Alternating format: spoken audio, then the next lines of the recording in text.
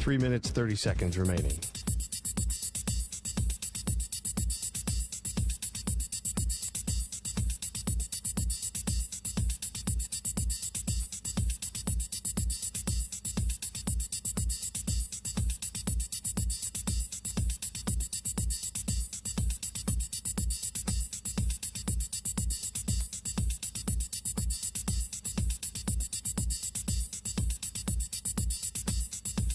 Three minutes remaining.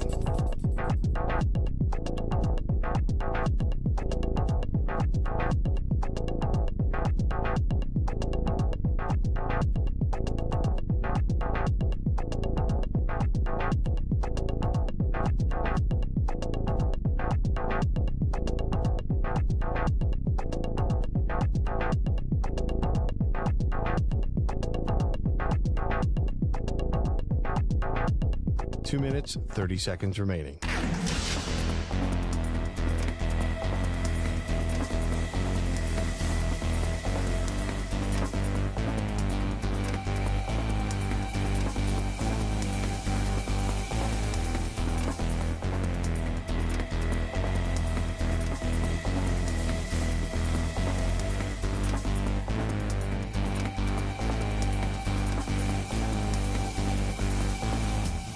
Two minutes remaining.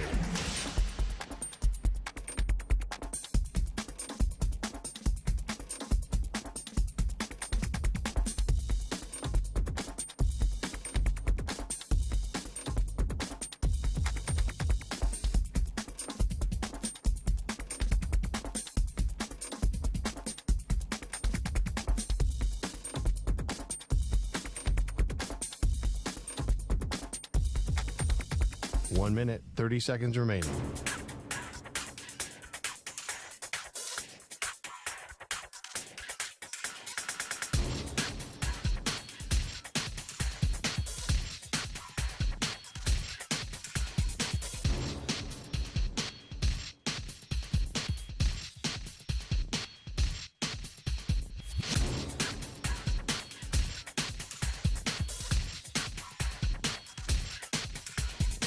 One minute remaining.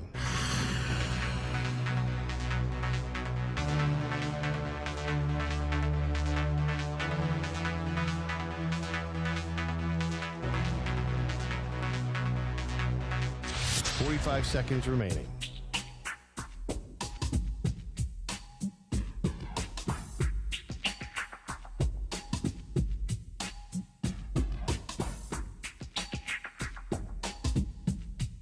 Thirty seconds remaining.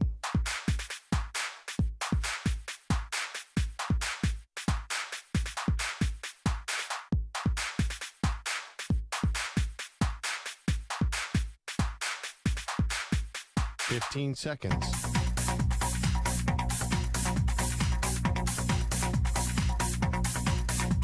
Break ends in 5 seconds.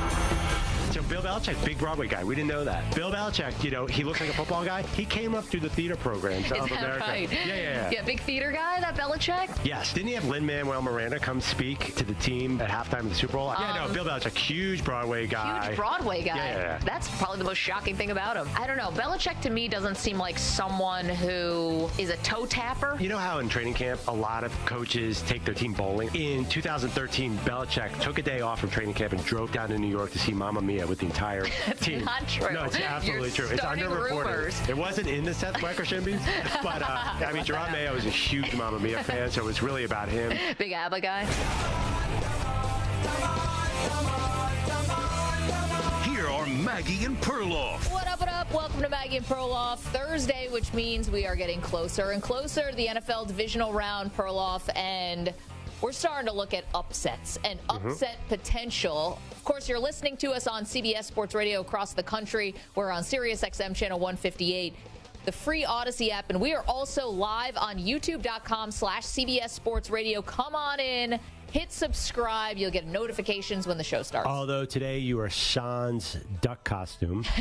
Which thought about wearing it again today, but I did notice that you put on a duck costume because you lost a bet, an Oregon Duck costume, and you wore it for about an extra hour and a half. I think you were starting to feel it didn't have footies, but it was basically pajamas. It was delightful. I can't believe you're wearing real clothes today. I'm very disappointed. You know, I thought about it. I'm like, do I just do it again for the bit? But I decided, no, it's hanging up in the office, so I'm expecting someone else on the show is going to be wearing it at some point in the very near future. Maybe if you pull off the correct upset this weekend, you get to choose who wears the duck costume, because we're not done with that thing. I'm so certain on my upset that I'm willing to make some ridiculous bet. All right. Well, we got a duck suit sitting right there. Why? Who are you so confident is going to get upset? Okay. The New York Giants are not going to just beat the Philadelphia Eagles. The New York Giants are going to the Super Bowl, Maggie. Stop it. They are so exactly like the 2007 team that beat the undefeated Patriots. It's almost eerie. They are exactly like them. In what way? What Hall of Famers are on this team like there were Hall of Famers on that 07 team? Okay. That 07 team is the most unlikely team to go to the Super Bowl in our century. They shouldn't have made. They got lucky to get to the playoffs. Yeah. They were road playoff teams. They won 3 games in the NFC playoffs to get through the Super Bowl. Do you know in the divisional round who they played? You probably remember this game. It was Tony Romo who had gone to Cabo. It was, yes. Guess what the spread was? Guess what the spread was?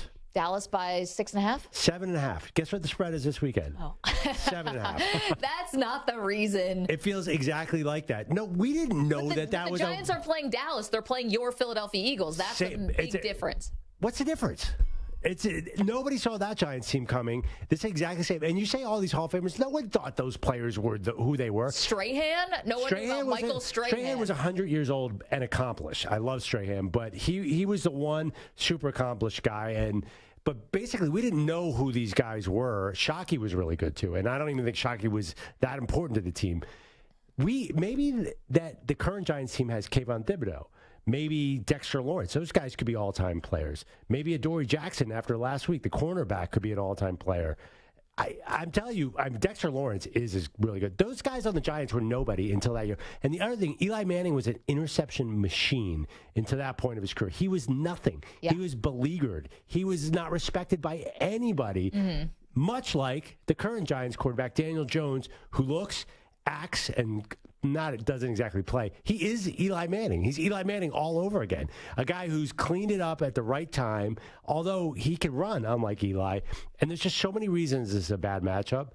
Starting with the Eagles are great against the pass. Yeah. They are not good against the run. So if the Giants control the ball with Daniel Jones and Saquon running, the Eagles have no room for error on offense, and we just don't know if Jalen Hurts and right tackle Lane Johnson are healthy. So there's so many things that are lining up. To play. You played a healthy Giants enough team. To play. Okay, when the Giants were playing really well, they got off to a 7-1 start, right? You would say that would be when they were basically playing their best. I know they looked really good against Minnesota. We all know Minnesota was a fraudulent 13-win team. It never added up how they got to all those wins. Yep. Okay. I agree with all that. At the time when the Giants were peaking and when the Eagles were peaking, the Eagles beat the Giants 48-22. It wasn't even close, and that's when the Giants were playing very, very well, just like now. And the Eagles beat them handily. They didn't have Dexter Lawrence. They didn't have Adoree Jackson. They didn't have Xavier McKinney. It was a completely beat-up Giants defense, and the Eagles were 100% healthy, and that's the exact opposite case now.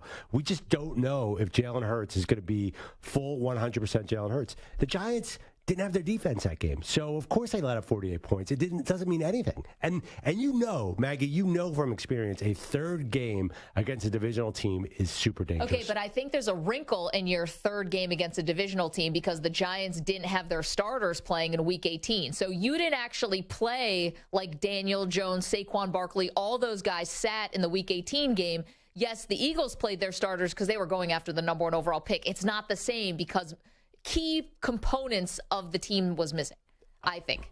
So I think you could throw that out. You're going to beat them a third time. I mean, also, here's the thing. You have a more talented roster than the Giants. I don't even know what that means. It's the NFL. in 2023. This talented roster. Last year, it was the Rams against the Bengals. There's no way the Bengals had the most talented roster in the NFL to make and almost beat the Rams. Well, as there's you so said, much more. we still don't parity. know how the Bengals beat the Chiefs. Well, we're never going to know what happened in that second half. It was like the vortex. And the Eagles' talent, especially on defense, is built to stop the pass. They have all these superstar cornerbacks. Darius Slay, James Bradbury, thank you, Giants. Yeah. C.J. Gardner-Johnson. They have great pass rushers. They're 16th in the NFL against the run. The middle of the defense is not their star power. So there is a chance that the Giants can sort of avoid some of that talent. Okay, but the Giants also, as a defense, can get run on, which is something that Jalen Hurts does really well, that Miles Sanders does well. Boston Scott is known as a giant killer. And that's the thing. Like, you think that the Giants are going to go on these long, sustained drives. I'm assuming that's what you're getting at with the run game. That's a key to the upside, exactly, the long, sustained drives. So can Philly. It's not like you guys are a home run or a strikeout kind of offense. That's not right. We've had a lot of big plays from Jalen Hurts to A.J. Brown, long plays. Those are called explosives. Those are awesome. They're not reckless. You're right. Jalen Hurts can move the chains, but I saw him in his last game he played. It looked sad. It looked like a facsimile of Jalen Hurts. I don't know if he's going to be able to run. Whereas Daniel Jones is going to take off 20 times in this game. Okay, I'm going to say something that you would say to me. Yes. What's the spread on this game? 7.5. That's the second highest of the weekend. Yes. The only bigger one is Kansas City and Jacksonville. Okay. So why wouldn't we be talking about the most likely upset is going to be Dallas over San Francisco or the Cincinnati Bengals over the Bills, which, by the way, you want to talk about you're not feeling great about your team. Step aside. My Buffalo Bills almost lost to the Miami Dolphins with Skylar Thompson at home. I really don't want to talk right now about how nervous you are about the number 1 overall seed. I'm not even nervous because I've played this game out of my head 50 times this week. I see the Giants controlling the ball. That means there's no margin for error for the Eagles offense. Now, you made me feel a little better. If the Eagles get ahead and Daniel Jones has to drop back a lot, the Giants have no chance. But what makes you think the Eagles are going to get ahead? I think the playoffs. Because they have an amazing offense. You know what freaked me out last week? What's that? Those games last week. The fact that your Bills were in it with Skylar Thompson. Yeah. I just feel like there's so much parity in this playoff field right now. That's supposed to make me feel nervous, not you feel nervous. I'm like freaking out over here because I think the Bengals are a really good team. And I know their offensive line is banged up, but they had a terrible offensive line last year and made it all the way to the Super Bowl. So that you can probably throw that out the window. You've got great receivers. So I know the Bills did well against Waddle and against Tyreek Hill last week, but that's because like Waddle was dropping passes. That wasn't because all of a sudden the Bills were just like tightening the screws. That was a lot of Skylar Thompson throwaways and a lot of just drops. So yeah, I still don't understand how Miami got to 31 in that game. I don't know either. Isn't it weird? I mean, there was a fumble recovery for a touchdown. Which was an incredibly athletic play for some Dolphins lineman. That was great. But great for who? But okay, but and Cincinnati, you know Josh Allen is going to throw picks. I would just say Cincinnati looked worse than Buffalo, though. Okay, but the Baltimore defense I think is really good. You have not wanted to give them that much credit because I don't know why, but they are really, really good, and that's like the division rival kind of thing too. But I just think that like Joe Burrow doesn't turn the ball over. He's awesome. Josh Allen has 22 interceptions on the year, including playoffs. That's the most of any quarterback in the NFL. Buffalo has won 7 of their last 10 games by 1 score. Who does that remind you of? Little Minnesota Vikings-esque? Like, you don't want to be winning these one-score games. No, they're better than the Vikings. I'm just saying, like, that's not a great sign. Yeah, you know what? Unless the game is close, and I'm going back to the Giants. Giants are awesome in one-score games. I don't know if the Eagles are. Because you've been blowing teams out. Like, here's the problem. The Bengals' real problem is that offensive line. And I know you point to last year. It just didn't seem like they were the same team last year. Now, that is a team that cannot run at all. They are a terrible run team. They're bottom 5 in the league. And you saw the Bills were stuffing the Dolphins' run. That means a lot of 3rd and 10 for Joe Burrow, 3rd and 9, 3rd and 8. I know you don't have Von Miller, but don't you have some confidence in the Bills' pass rushers to get after them with that line? I hope, but, the defensive coordinator for the Bills is like very much, zone, too high. Like they will do all the underneath stuff. They call it the bend, don't break, but rarely blitzes. Did not blitz Skylar Thompson, a 7th round rookie who looked like, Going into that game looked like he didn't belong on an NFL field. It's like, maybe you might want to blitz that guy. But Burrow's great against the blitz, so that might not be bad. Yeah, I mean, I don't even look that up, but I assume Joe Burrow is great against the blitz. Most good quarterbacks are. Yeah, the problem will be 3rd and 8 and 3rd and 9 for the Bengals. Because you're right, Leslie Frazier loves to sit back, stack the box against that early rundown. Yeah, this is first of all, that's gonna be a great game. The other thing, though, I don't necessarily view the Bengals as much of a Cinderella. It doesn't feel like they went to the Super Bowl last year. But it doesn't feel like the same kind of upset. You asked, we were talking about what's the biggest upset. I don't know. I think the Bills 5.5 point spread right now. Yeah, the money keeps pouring in on Buffalo. I know, but it doesn't feel like the same kind of upset of the Giants beating the Eagles. That being said, I'm picking the Bills, but I don't know if the Bengals win. Are we going to say that was a great upset? I mean, by the letter of the law, it would be. I mean, are you calling if Dallas beats San Francisco, which is a smaller spread? Of course, that would be an upset. It'd be an upset, but no. You don't think that if Dallas beat the 49ers, that would be considered an upset? I definitely do. San Francisco is one of the hottest teams in the entire league. But they have the longest winning streak, and they're home.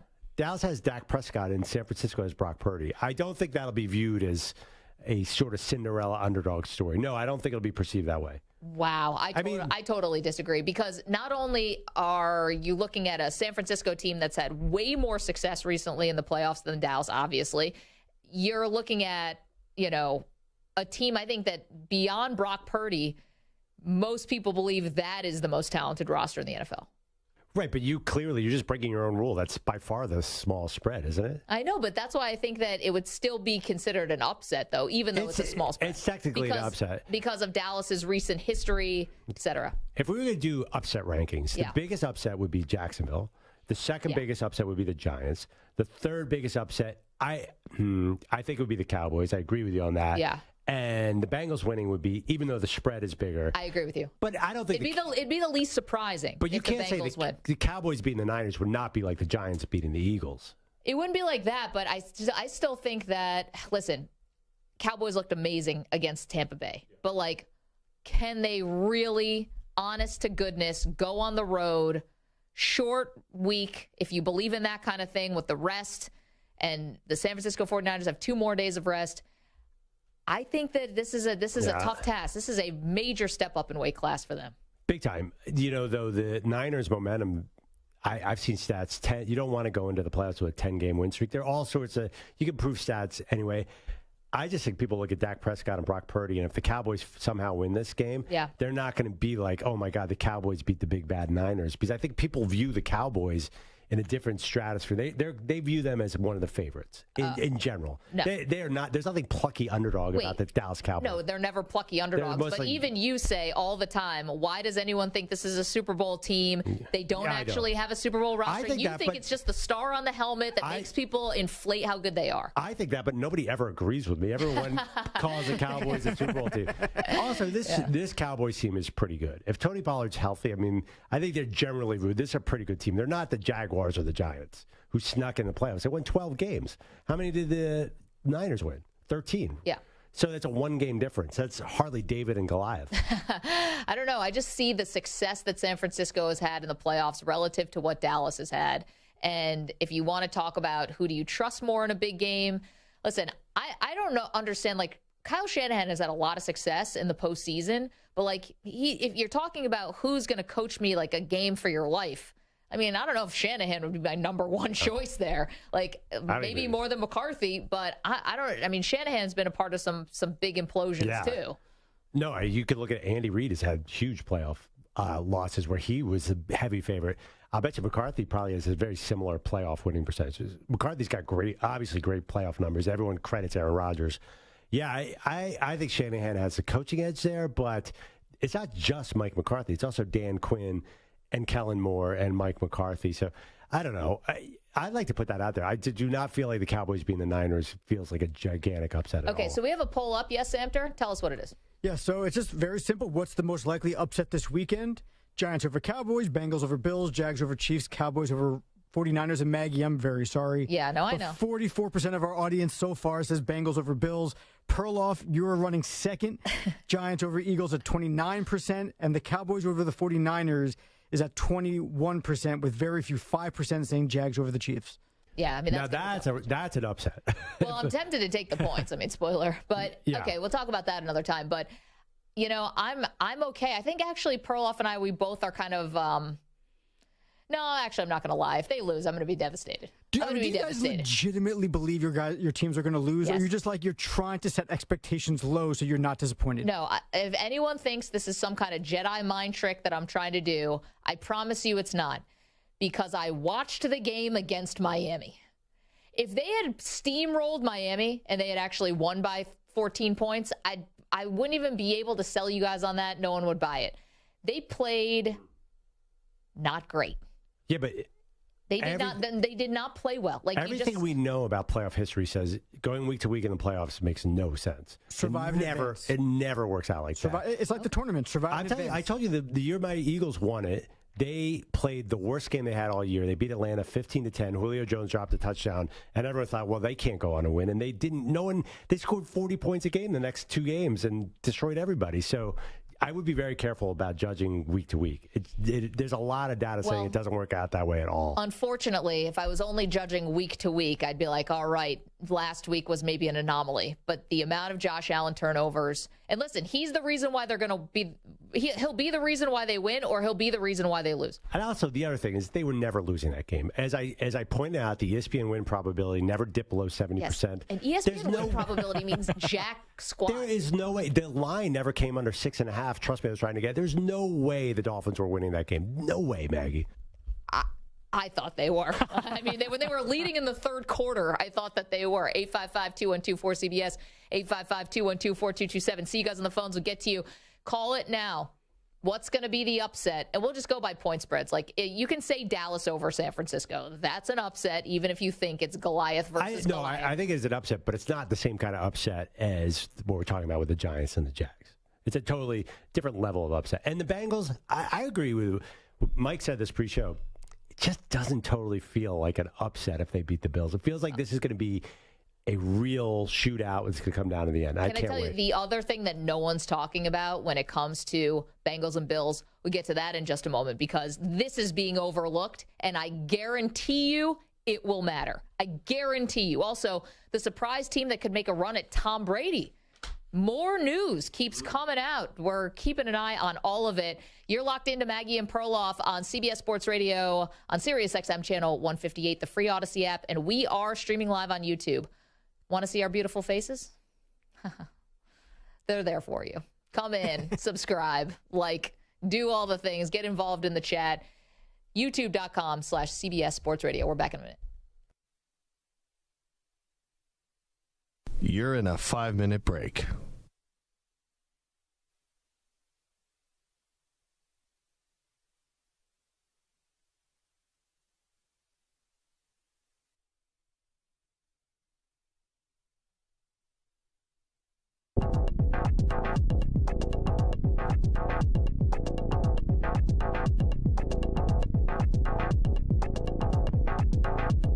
Four minutes, 30 seconds remaining.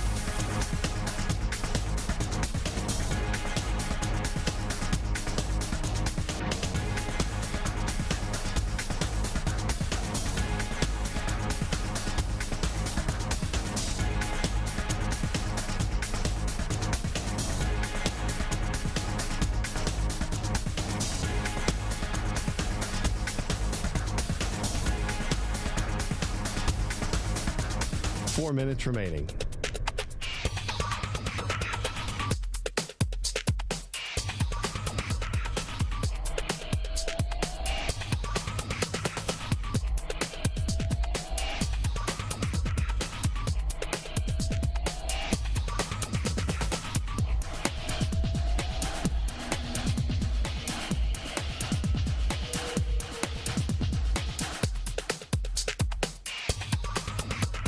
Three minutes, 30 seconds remaining.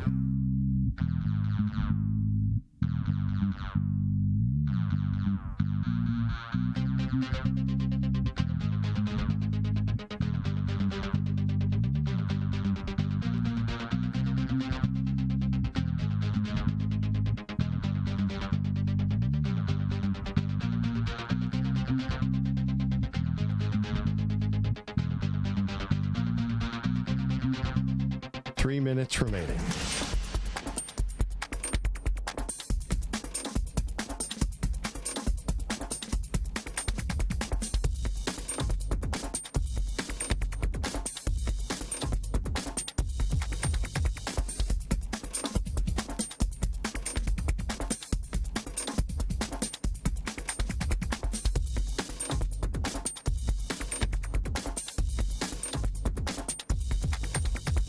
Two minutes, 30 seconds remaining.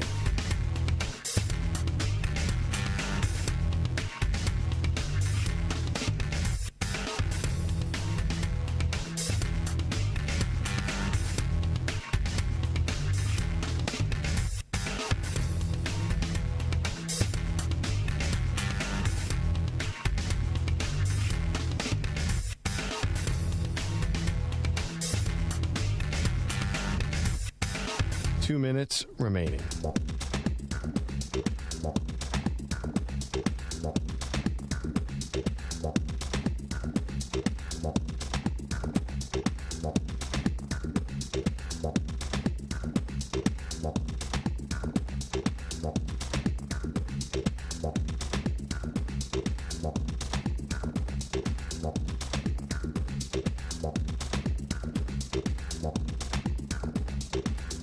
One minute, 30 seconds remaining.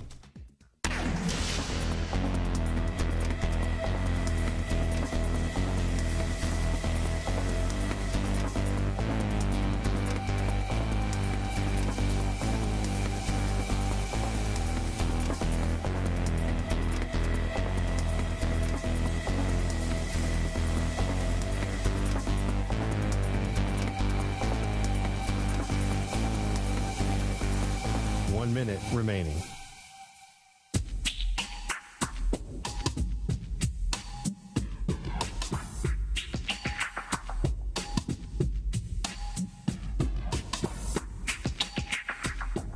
Forty-five seconds remaining.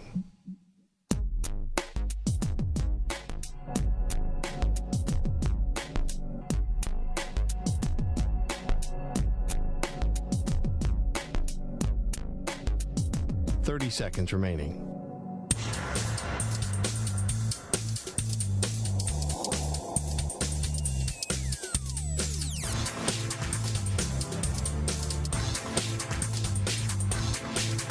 Fifteen seconds.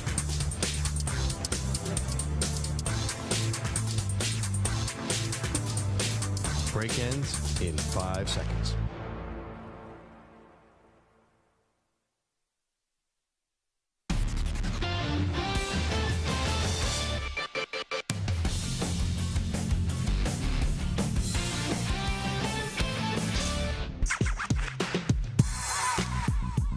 NFL postseason, every Westwood One NFL broadcast streams live for free.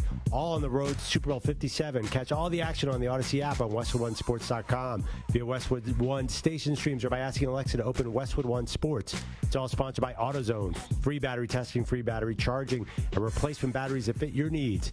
That's what makes AutoZone America's #1 battery destination. Get in the zone. AutoZone.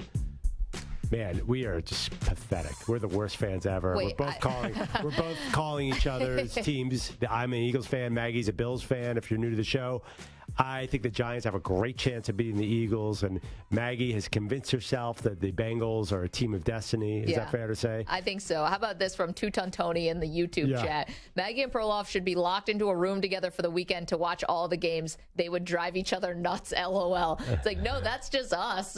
I think it'd be great if we watch all the games together. No, we definitely argue a little more vehemently about how our own teams are going to lose. That definitely brings out the worst in us.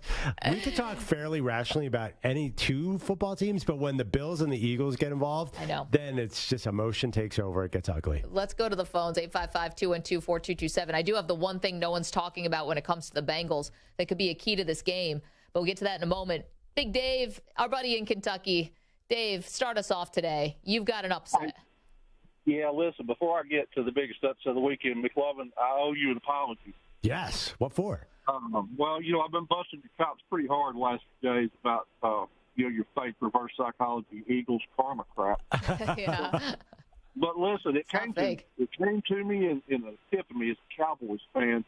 Here's what's going to go down in true Cowboys fashion. All right? The Giants are going to upset your Eagles. The Boys are going to upset the Niners. And then the Cowboys lose in a missed last-second field goal to the Giants in the NFC Championship game. I'm calling my shot. Dave, I'm right there with you.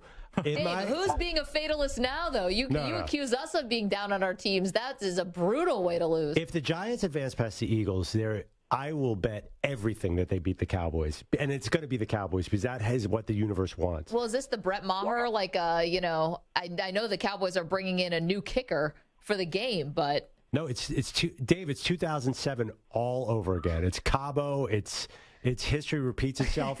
Different faces, but the same story. But that was the divisional round, yeah, Dave. Hey Maggie, listen, you talking about being a gloom outlook from my perspective as a Cowboys fan. Listen, that's conditioning. That's repetition. But listen, before I go on the poll, and I hate to say this, but listen.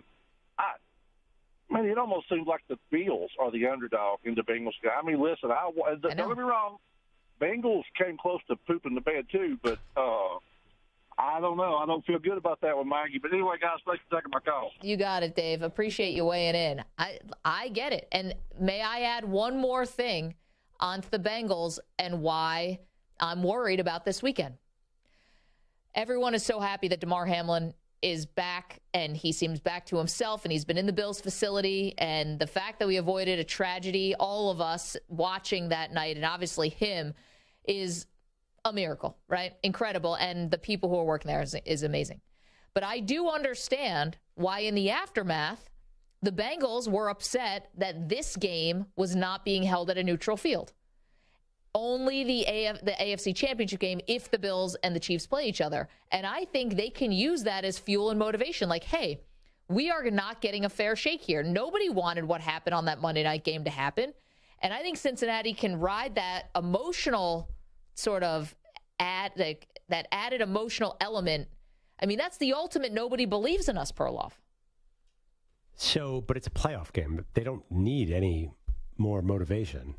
No, but they're going to be on the road in a very hostile environment. Yeah. And it's just like that one thing, you never know. You talk to some athletes, they say this doesn't mean anything. You talk to others, and it's like it adds even more to the collective. We're all pulling the rope in the same direction. So what happened last week? Ravens defense. I don't know. No, but this is against the Bills. Like, they think the Bills have been the beneficiary of that tragic moment. And I think that there are Bengals fans, and I know the Bengals themselves are salty about it. Hell, when Joe Mixon scored the touchdown against the Ravens, he pretended to pull out a coin, or he did pull out a coin and then pretended to flip it. But then again, Joe Mixon's an idiot, so there's that to consider. Well, I mean, I don't want to look too much into his past, but I'm just saying, like, they've already used it as a rallying cry. This is something that Pat Riley, the great Pat Riley, one of the greatest coaches in sports, used to pull this kind of bullcrap all the time with his teams. Yeah, but the divisional round of the playoffs, you think that everybody is full 100% enthusiasm. It strikes me as an odd time for bulletin board material. Well, because it's against the Bills. I mean, it's like back to a little bit of what happened on Monday night. JJ's in California, wants to weigh in on this game. JJ, what's up, dude? Hey guys, how you doing today? Doing great. What's up? I feel like first my upset pick this week. I'm gonna have to go with Jaguars tomorrow or Saturday. Nice. You're putting the money down on the what is it, up to 9.5 now? Yeah, I think the Jags can pull it off. I don't think Trevor's gonna throw 4 picks again in the first half. That's for sure. And I think it's just gonna be more of a game than what people think. And then with the Bengals and Bills, I feel like if the Bengals go up early, then their defense can hold. Yeah. But I feel like if the Bills go up, I don't think the Bengals can come back. And that's just my logic on everything on that game. JJ, the one thing is that we watched the Bengals come back against the Chiefs last year. It's like they've done it, and we still don't believe. JJ, thank you so much for the call. Yeah, I got 8.5. Jack is 8.5. So you know how Big Dave in Kentucky was talking about as a Cowboys fan, he's conditioned to expect the worst. Yeah, I mean, I'm Malcolm Gladwell 10,000 hours on that. I'm an expert at letdowns. I'm an Eagles fan. Dude, what are you talking I'm about? a Jets fan. He's a Raiders fan. We're all conditioned. Yeah. If you're not a Patriots fan or like 3 other teams, I have a combination of Bills Mets. This is just At least you guys asking won for in- pain. 86. I was 3. The Eagles are the hardest luck team of You all. won a Super Bowl in 2017. You do I know, not get to but- claim hard luck anything. But the Eagles have a longer history of being a hard luck team than the Bills. You want to it talk goes to back a generations. Vikings fan or to a Bills fan about that? How about a Jets fan? Like, come on. You guys don't even hold a candle. You've won in this century. Yeah, I know. It all sort of went. It's kind of like the Cubs post 2016, but still, the Cubs are the ultimate loser franchise. Nobody lost like the Cubs. But they aren't anymore. Well, they're not anymore, but generally, historically, we know more about bitter defeat than I think the Bills do, because the Bills at least made 4 Super Bowls. Dude, you won in 2017. Right. But I'm saying deep in my bones, know bitter defeat just as well as anyone. I lived with it for a lot longer than you did. Dude, I will put my sadness up against your sadness, your sports sadness. There's no way the any Bills day. franchise And has been honestly, Samter wipes us both off the map. Hold on a second. Perloff, you may have had 4 NFC Championship game losses. She had 4 Super Bowl losses in a row. They're way But they made 4 Super Bowls. Yeah, but they also lost. Getting there feels better, but losing them feels worse. And they lost in epic ways, each and every one of them in different styles and fashions. So you got blown out, you miss a field goal, you get run over. Like, there's just a million things. By the end of the first quarter of the Dallas game, it was over. Yes, it was. By the time that Dallas won the NFC title game that year, it was over. So I don't think of them as a snake-bitten franchise, though, or a hard luck. Yeah, I know they lost the Super Bowl. And then they went like 20 years without a playoff appearance. You've clowned me all the time about the Music City Miracle. It was like over almost 25 years ago. Yeah, but nobody cared about that year. They weren't going anywhere. Who was their quarterback? Doug Flutie? Well, unfortunately, Rob Johnson for the Music City Miracle. That was a one-game fluke. I think, the Jets definitely have the history. I don't put Stu's Raiders in. The Raiders are one of the most successful franchises in the league. Yeah, not in his lifetime. Not when I've been alive. Yeah, why'd you become a Raiders fan? I know, that was a terrible choice. Here's the thing, though. Stu and Mike, you guys are both actually eliminated from this conversation. You're Yankee fans. Yeah, that's fair. And you're Laker fans, Stu. You've seen a title. Football alone, I'm in the conversation, but sports in general, no. Yeah. Let's go to Vincent. He's in the Bronx. Wants to talk about the Giants and the Eagles game. Vincent, what's up? Oh, hey, Maggie. How you doing? Doing excellent. So about the Giants, if they can pull out a win Saturday night, it could be, a huge upset, especially, for all the Eagles fans, because especially, the last time the Giants actually, won the wild cards but lost the divisional round was in 1993. So it seems unlikely it'll happen again. But, back in the Eli Manning era, when they, started winning in the playoffs, they, finished it to the Super Bowl. Yeah. It seems highly unlikely that, history wouldn't repeat itself again. Here's the thing, Vincent.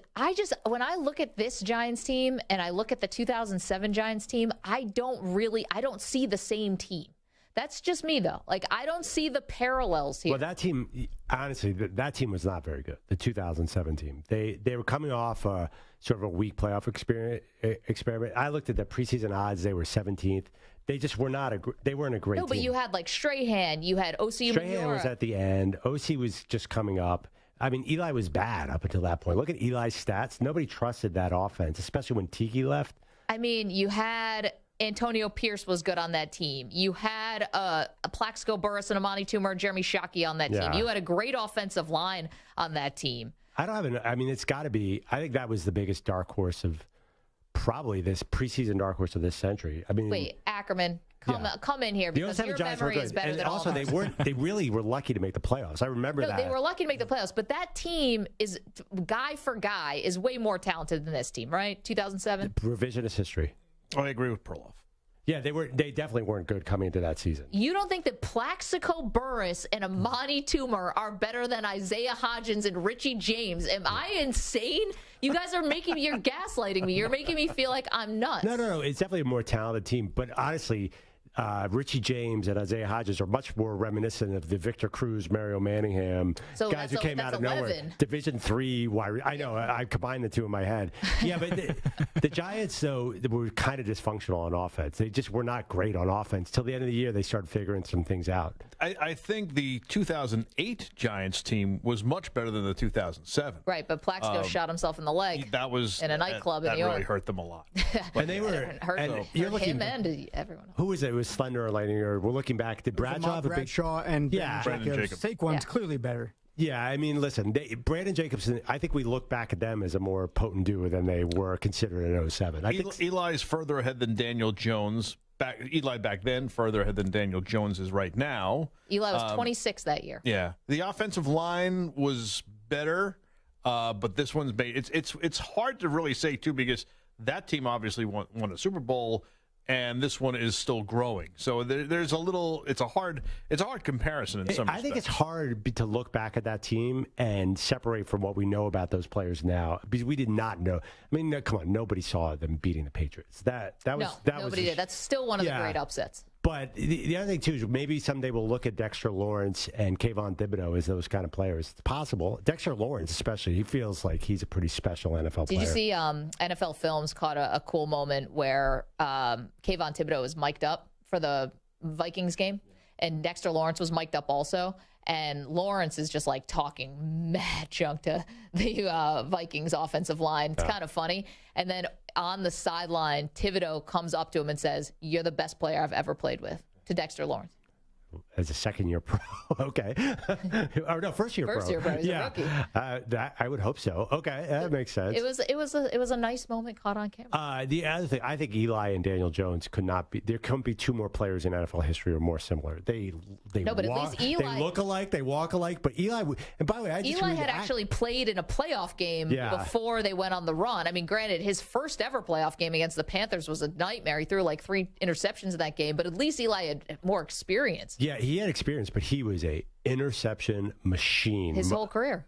But this was way worse. I looked at his stats that year. He threw, he was 23 touchdowns, 20 picks in 2007. The year before, he's 24 and 18. I mean, that's not good. Until that run that they made in the playoffs, I mean, you can go back to maybe 5 games left in the season, and people were holding up signs at Giant Stadium saying we have the wrong Manning. You know? Yeah.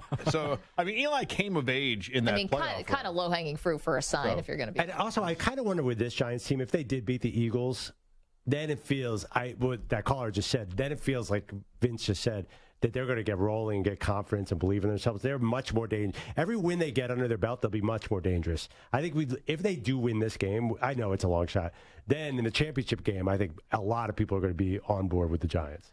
So Thomas is in the chat. Perloff, dude, there is no more painful loss than in the Super Bowl. And to do it 4 times, yikes. See, the Eagles lost to the Patriots equally in painful Jacksonville. for me, yet makes my point. Yes. Listen, Philadelphia, just the entire city has been, you can't possibly argue. The entire city is an underdog. Don't even try and say Eagles fans are worse off than Bills fans. That's ridiculous. I'm being gaslit twice. No.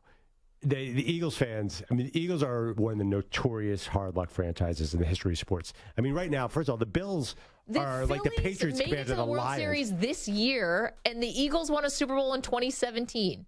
You cannot claim that. And Villanova has won 2 national titles recently. You cannot claim this.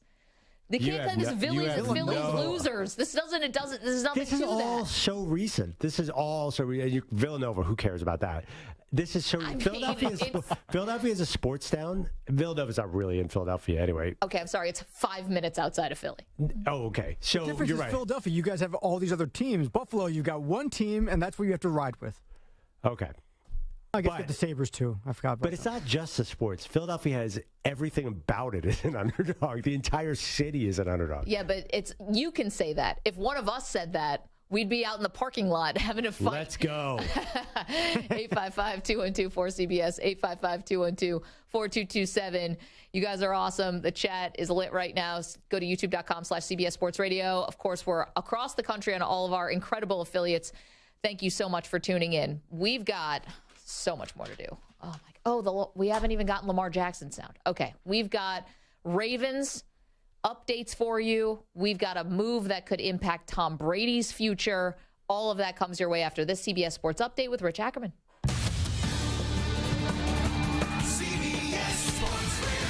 Sports Flash. Well, the Ravens will have a new look offensively with Greg Roman moving on after serving as Baltimore's offensive coordinator for the last 4 years. The team is yet to come to a long-term agreement with Lamar Jackson, but GM Eric DeCosta said that is his top priority this offseason. We're excited to start up negotiations again with Lamar Jackson.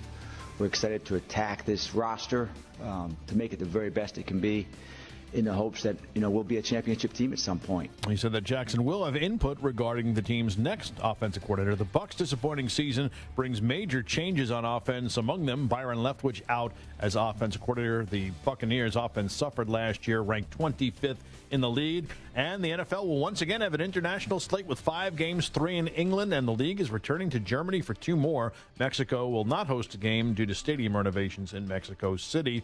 3 of the teams going abroad next year, playoff teams, the Chiefs and Patriots, hosting the 2 games in Germany. Bills, Jaguars, and Titans are the host teams in London. The NBA is in Paris this afternoon, and in the second quarter, the Bulls lead the Pistons 31-25. I'm Rich Ackerman. He always has a rant. He always has a take. He's Jim Rome, and he's only on CBS Sports Radio.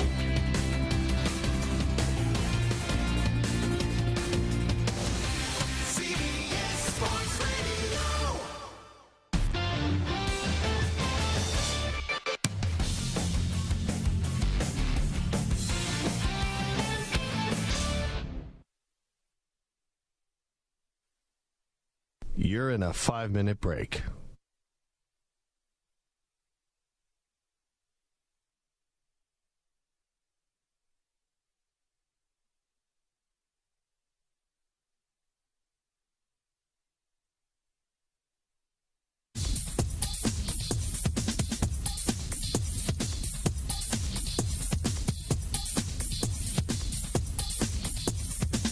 Four minutes, 30 seconds remaining.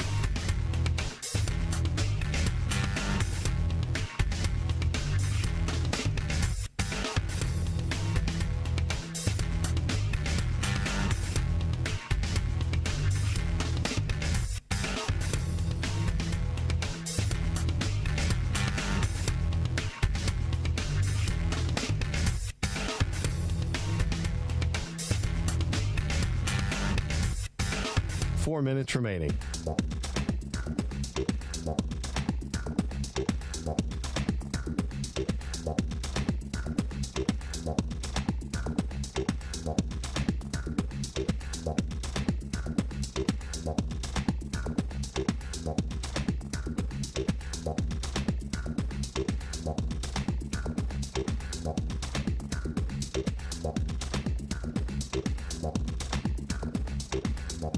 Three minutes, 30 seconds remaining.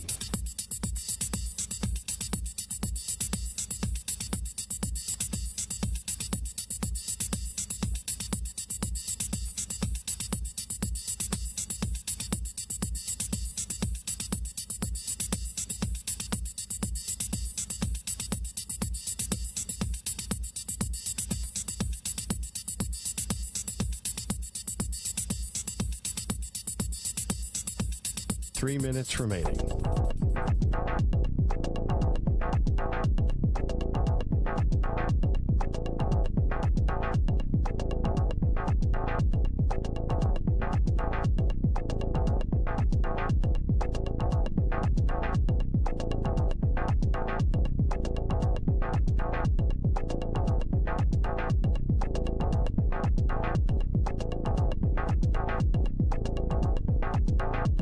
Two minutes, 30 seconds remaining.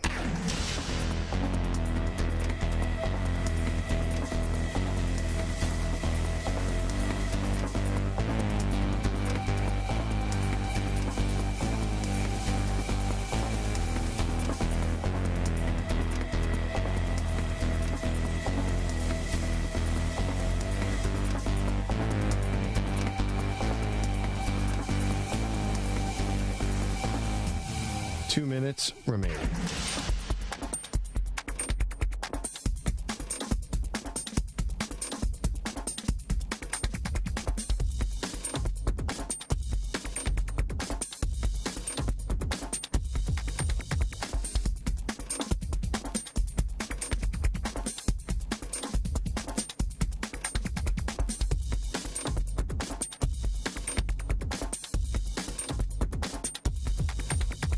1 minute, 30 seconds remaining.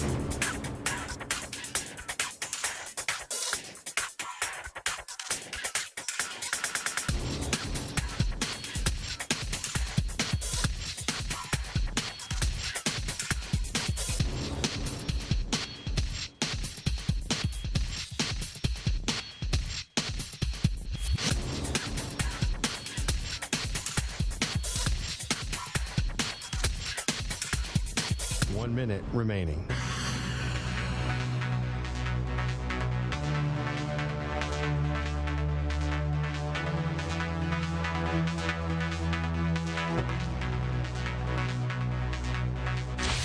Five seconds remaining.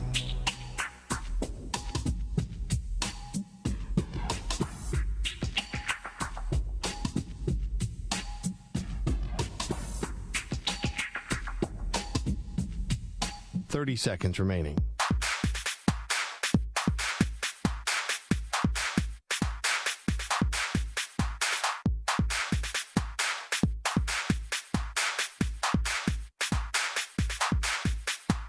Seconds.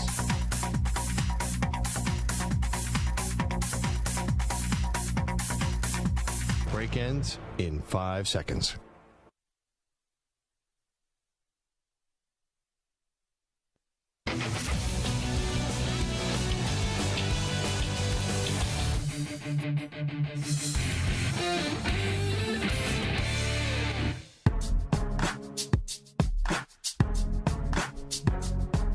Buddy Nick in Texas asking the chat if I'm still eating wings and blue cheese on game days. So no, had to abandon the wings. The homemade wings and the homemade blue cheese had to be abandoned because we did it 2 years in a row. Bills go home early in both years. That's it. Bad luck.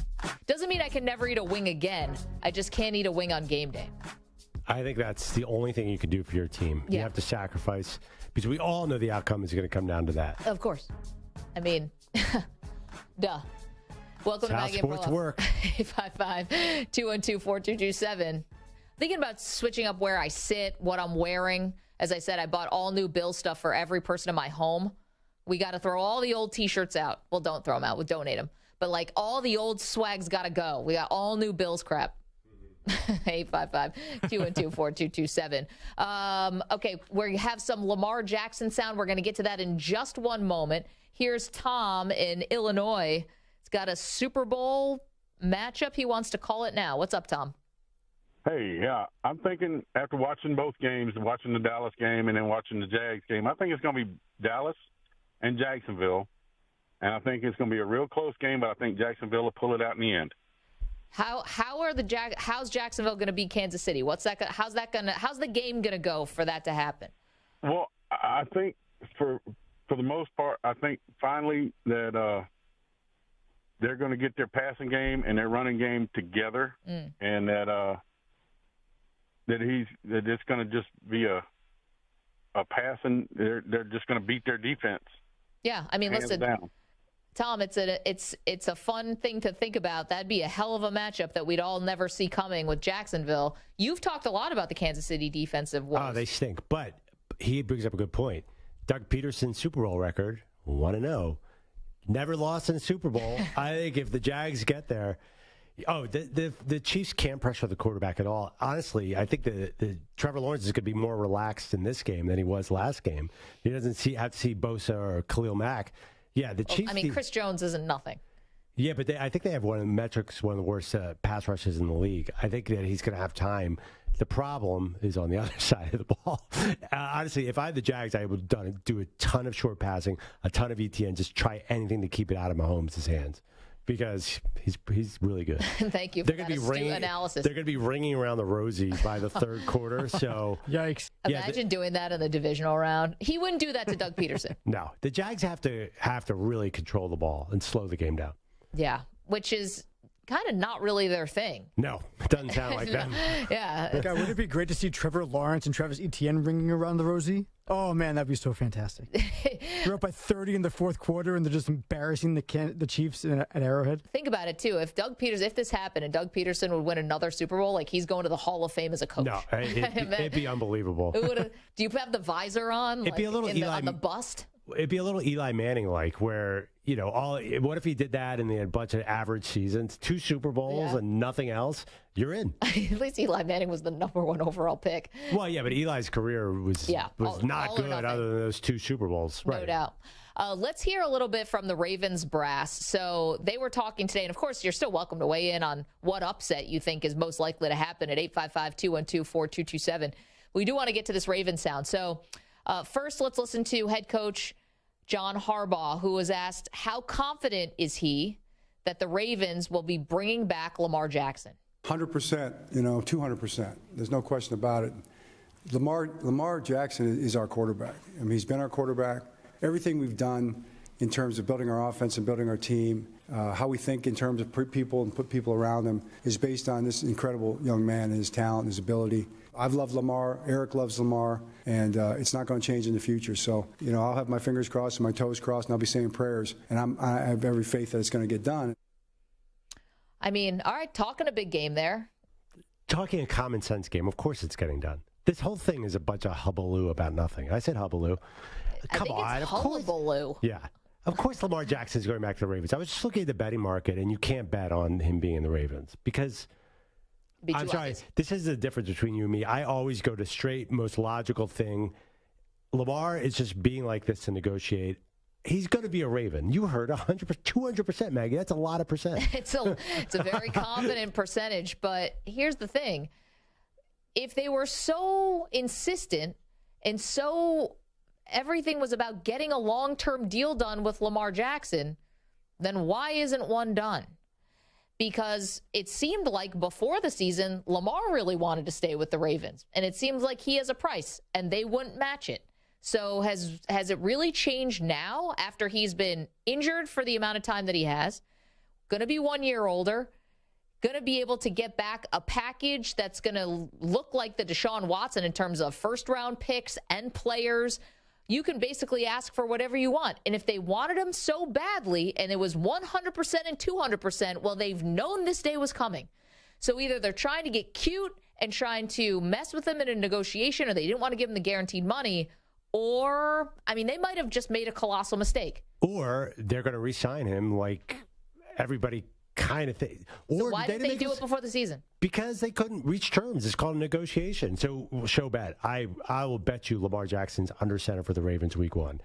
We're going to put some, and you're going to have to dress up as a Raven, or I'll dress up as a Raven and be somewhere else. How many animals am I going to have to look like this I think we have to be consistent. Team mascot. He is going to be under center in Baltimore. What's that mascot name? Edgar Allan Poe? I think they named Poe. Oh, remember he tore his ACL. No, I don't know that The story. actual person who was in the mascot costume tore his ACL and got carted off. That was a bad omen for the season. Yeah, I think the simplest solution here is, what are the other big options that people are talking about right now? The Jets, right? Jets, I think you can, listen, if you want to, you can look at teams like Houston and Detroit and Atlanta. There's a lot of teams out there that would love to have Lamar and have a lot of picks. That's why those teams would be in it. Why would those? I'll triple my bet that they don't end up on especially Houston and Detroit. No way. Okay, how about former Super Bowl champion and former quarterback Shaun King? What does he think? We're going to ask him about it next. Don't move. More Maggie and Perloff straight ahead.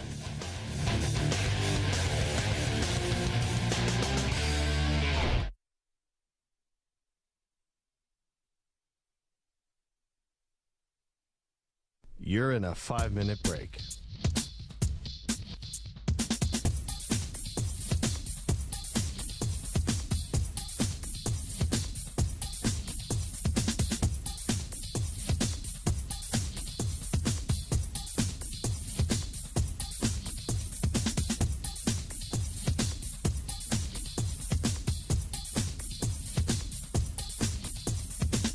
Four minutes, 30 seconds remaining.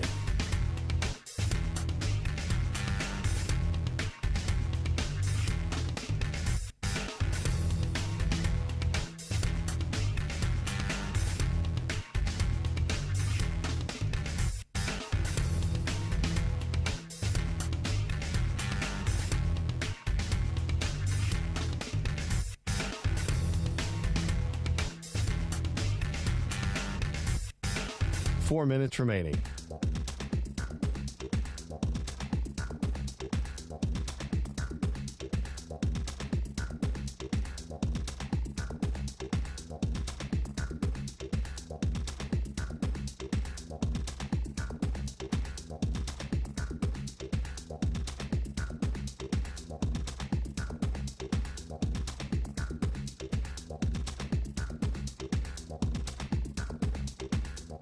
3 minutes, 30 seconds remaining.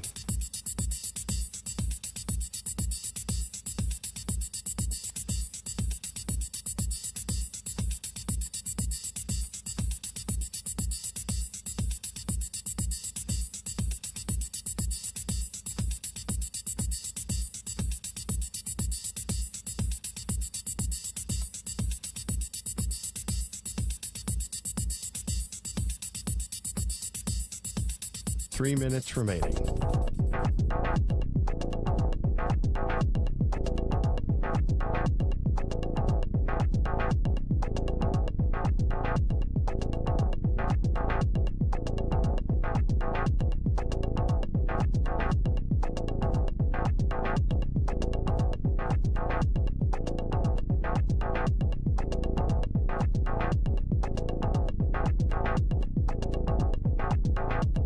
Two minutes, 30 seconds remaining.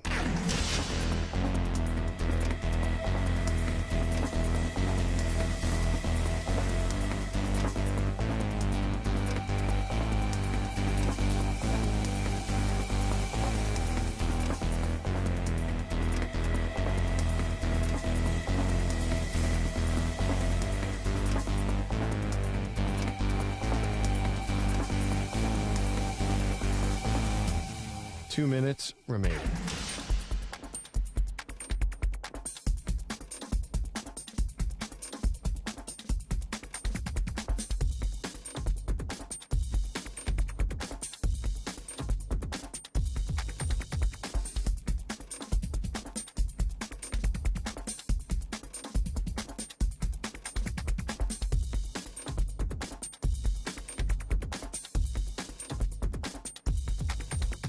One minute, 30 seconds remaining.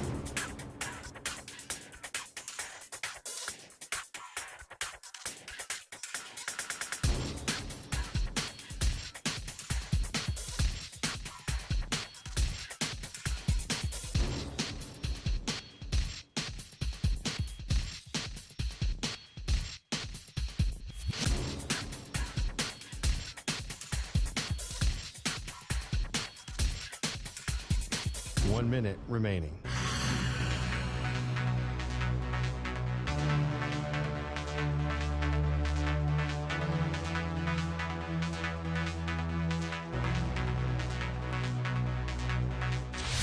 Five seconds remaining.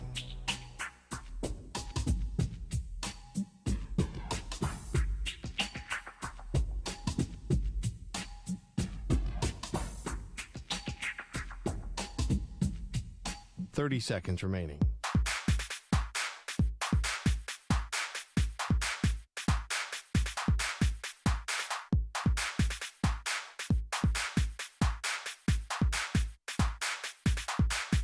Fifteen seconds.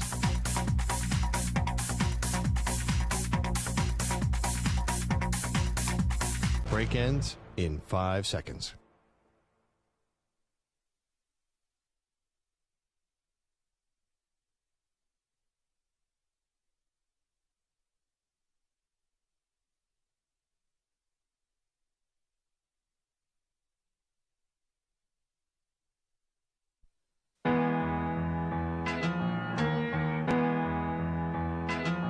I'm Team Hackett. Yeah, this is going to be one of those big show debates because I don't think that guy can coach his way out of a paper bag. When you have a Revolutionary War name like Nathaniel Hackett, you're old school, baby. Yeah, when Nathaniel Hackett says my kicker has a cannon, he means like an old school cannon. If they're like putting the thing inside the cannon. Like he mentioned a musket. Russell Wilson's got a musket for a right arm. I'm like, what? Can you believe I tried a 64-yard field goal? Whoa! I'm an NFL head coach. Can you believe this? They hired me. I'm like, okay, I'm gonna try a 64-yard field goal. Why not? Technically, I'm in charge. 64 yards. What was I thinking? I'm such an idiot. Here are Maggie and Perloff. Amazing that now Nathaniel Hackett getting interviews for the Jets offensive coordinator job. Did I read that correctly? Feels about right for the Jets. Yep. Samter's on the phone, so he's not crying as we mentioned this. Yeah, it seems about right. Nathaniel Hackett, offensive coordinator for the Jets. Well, maybe it's like the Broncos. It's just setting up for trying to get Aaron Rodgers. Jets are number 1 odds for Lamar Jackson. Wait a minute. Didn't we just kind of go through this and realize that logic was really flawed? Thinking that Aaron Rodgers was going to go to Denver to follow Nathaniel Hackett couldn't have been further from the truth. Wait, but and now we they don't think know. that Rodgers is going to go to the Jets to follow Nathaniel Hackett? Like, none of this makes sense. We don't know how close it came last year. It certainly seems, I mean, obviously, they pivoted to Russell. The reports are in about 48 hours after Rodgers said, no, I'm going to stay. I think they always maybe thought they had Russell Wilson in the back pocket. Now, I don't know if that's going to be a good thing or bad. Don't you remember the report that they hadn't scouted Russell because they were so intent on Rodgers? I remember that Russell was already on the private jet to Denver when Rodgers officially said, like, sign this new deal. Yeah. I don't buy it. Okay. I don't know. I mean, they were definitely planning to try to get Aaron Rodgers. And I think, too, the other thing, Greg Roman just got fired in Baltimore. Yeah. But I don't know if Lamar Jackson and Greg Roman were still on the same page. I kind of have a sense maybe not. Well, listen, so the offensive coordinator in Baltimore gets fired on the day, or mutually parts ways or whatever, on the day, steps down. On the day when they're like really trying to put the full court press on Lamar Jackson publicly about how much we love you, how much we want you. And they said Lamar's going to have input on who the next offensive coordinator is. I don't know. Like, they add Greg Roman to design an offense around Lamar Jackson. You can't say the guy failed at it. I mean, their offense was all Lamar. It might have been all Lamar almost to a fault because they didn't have a passing game. Like, there has to be more of a balanced attack here if they're going to do anything with Lamar in the future. Yeah, but how can you have a passing game when the quarterback runs 15 times a game on 15 pass plays? Maybe if you have better receivers. Maybe, but you're saying Lamar is not going to run, though? No, I think he's still going to run, but just like Daniel Jones runs and Josh Allen runs. Yeah, and they don't have, well, Josh Allen's an exception, but Daniel Jones doesn't have big passing numbers because he takes off all the time. I know, but don't you think if the Giants sign Daniel Jones to a long-term deal, then the next step is getting some better receivers? It's the clear weak link in their team. I totally agree. But I have a sense that Greg Roman getting let go or parting ways was all about, I think Lamar was over Greg Roman's offense. And I understand it. As you said, I get it. It wasn't clicking anymore. I think the rest of the league had figured it out to some point. It just feels odd to fire your offensive coordinator when your star quarterbacks missed 10 games in the last 2 seasons. Like, it's not his fault that Tyler Huntley wasn't up to speed. Well, listen, 10... Is it? Maybe it is. I don't know. There's 10 OC vacancies right now. That means a third of the league has fired their offensive coordinators. Crazy. I get it. I get it with Baltimore. It's time to try something totally new. 10 openings for offensive coordinators. And how many of those don't even have either coaches or quarterbacks? A lot. I mean, guys are going to be getting hired here all over the place, and you just hope that you don't hire the dud. Let's go to the phones, 855-212-4CBS. Tony is in Arkansas. We were talking about what would be the biggest upset of the weekend, or who's going to have the biggest upset of the weekend. Tony, what do you say? Well, it would be an upset if the Cowboys beat San Francisco, but I don't really feel like that's an upset because Cowboys should win that game. We give a lot of – it seems like we give a lot of, credit to, hey, this defense is number one against scoring, but we don't ever give the picture of, hey, San Francisco's in a terrible conference. Their wins came against some pretty terrible opponents and terrible quarterbacks, terrible offensive play. If Dak Prescott plays like he played last weekend or last Monday night, right, I'm not sure there's a team that can beat him. I really don't believe that there's a team that can beat him. But I want to say, my dark horse pick for a real upset would be the Jaguars. I think they're coming on right now. Kansas City has played a lot of close games. I'm not sure if they're not taking opponents seriously or not or what, but I think you got to give your full attention to this Jags team because they're getting hot right at the right time. Tony, listen. Thank you, sir. It's a good call. Thanks for making it. Couple things. We'll start backwards. I want to start with the Jags and Kansas City. Now, the one thing that scares me from the Kansas City side is that you could have a 3-touchdown lead at halftime, and the Jags have been this second-half comeback team. And Tony was right that they've been the Chiefs have played people very, very closer than we thought. Now, there's another part of this, the Andy Reid on the bye week thing. Yeah. I mean, that's got to be real, right? Oh, absolutely. I mean, his record is stellar coming off the bye. Great game planner. Give him extra time. Yeah, I'm surprised. That's our second caller with the Jags. That, to me, is a distant fourth as chances of upset. I'd love to see it, and I'm all in on the Jags. We both are. I just don't get it. And by the way, I like that his confidence in the Cowboys is also, to me, pretty unique. It's like the Cowboys should beat the 49ers. Like the Cowboys are one of the most, it's been a tough postseason run here for the Cowboys. Like they've been, at times a good regular season team, but in the postseason, they've been nothing but a disappointment since the 90s. I mean, how are you going to say they should beat the 49ers? Well, that's history. I'm not sure you can apply that to this, but he is right. By the way, the Niners have gotten lucky with their schedule. But most teams have gotten lucky. I was looking at who they've beaten. They don't really have. They beat the Chiefs recently. That was like within the last month, right? No, they got destroyed by the Chiefs. The 49ers? Yeah, the 49ers got killed by the Chiefs. Oh, yes, the Bengals right. beat the Chiefs. Excuse me. 27-24. You're probably confusing the two teams. But they just sort of, and remember the Raiders took the 49ers to overtime. Yeah, I mean, the 49ers, he's not wrong. The NFC West has been that. I think Seattle was not a great team. Well, I mean, Seattle was a feel-good team this year because of what they should have been, and they outperformed. Yeah, it's hard. But listen, I don't even know. Every good team, the Cowboys had an easy schedule. The Eagles had an easy schedule. The Giants had an easy schedule. The Niners definitely had a really easy second half. They were not the same team in the first half. Yeah, they got the Rams, right, with who was playing quarterback? They played the Rams early. Let's see. Well, they would have played them early and late. So, I don't know. Stafford was in both of them? Definitely in the second one. Let me see the first, because they played twice in the first 8 weeks. Oh, did they? Yeah. Okay. I don't have their schedule in front of me. Stafford both obviously. games, Yeah, they beat the Cardinals. They went toe-to-toe with the Raiders. They beat the Commanders, the Seahawks, the Bucks. They killed the Bucks. That's what I was thinking about, not the Chiefs, the Bucks. Yeah, they beat Miami, but it was in San Francisco. Miami's about a 500 team. New Orleans. So they haven't totally been tested at the full extent. That's real. I mean, it is Brock Purdy, Maggie. I understand, yes, they look like a house on fire. Yeah. But I've seen a lot of stats. That momentum at the end of the season doesn't guarantee anything in the postseason. I'm definitely very nervous. I don't want to see the Cowboys advance. I do not want to see the Cowboys beat the Eagles. I'd rather the Eagles lose to the Giants and not face the Cowboys. I'm nervous about this game. You'd rather not go to the NFC Championship game? Yeah. Okay. Honestly, I kind of like the Cowboys. I like Dak Prescott personally. I think they're pretty cool. But as an Eagles fan, you were talking about the hard luck Bills. We've lost to the Cowboys so many times. I'd rather go out this round against the Giants than lose to the Cowboys or even see the Cowboys. That's my worst nightmare. It's a bizarre logic. I mean, I don't get it. It's like you'd rather be beaten by one division rival than the other. What does it matter?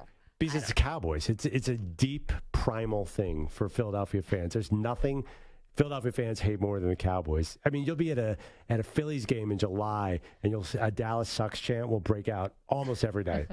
855-212-4227. Seeing something in the chat about a hot sauce challenge. I'm out.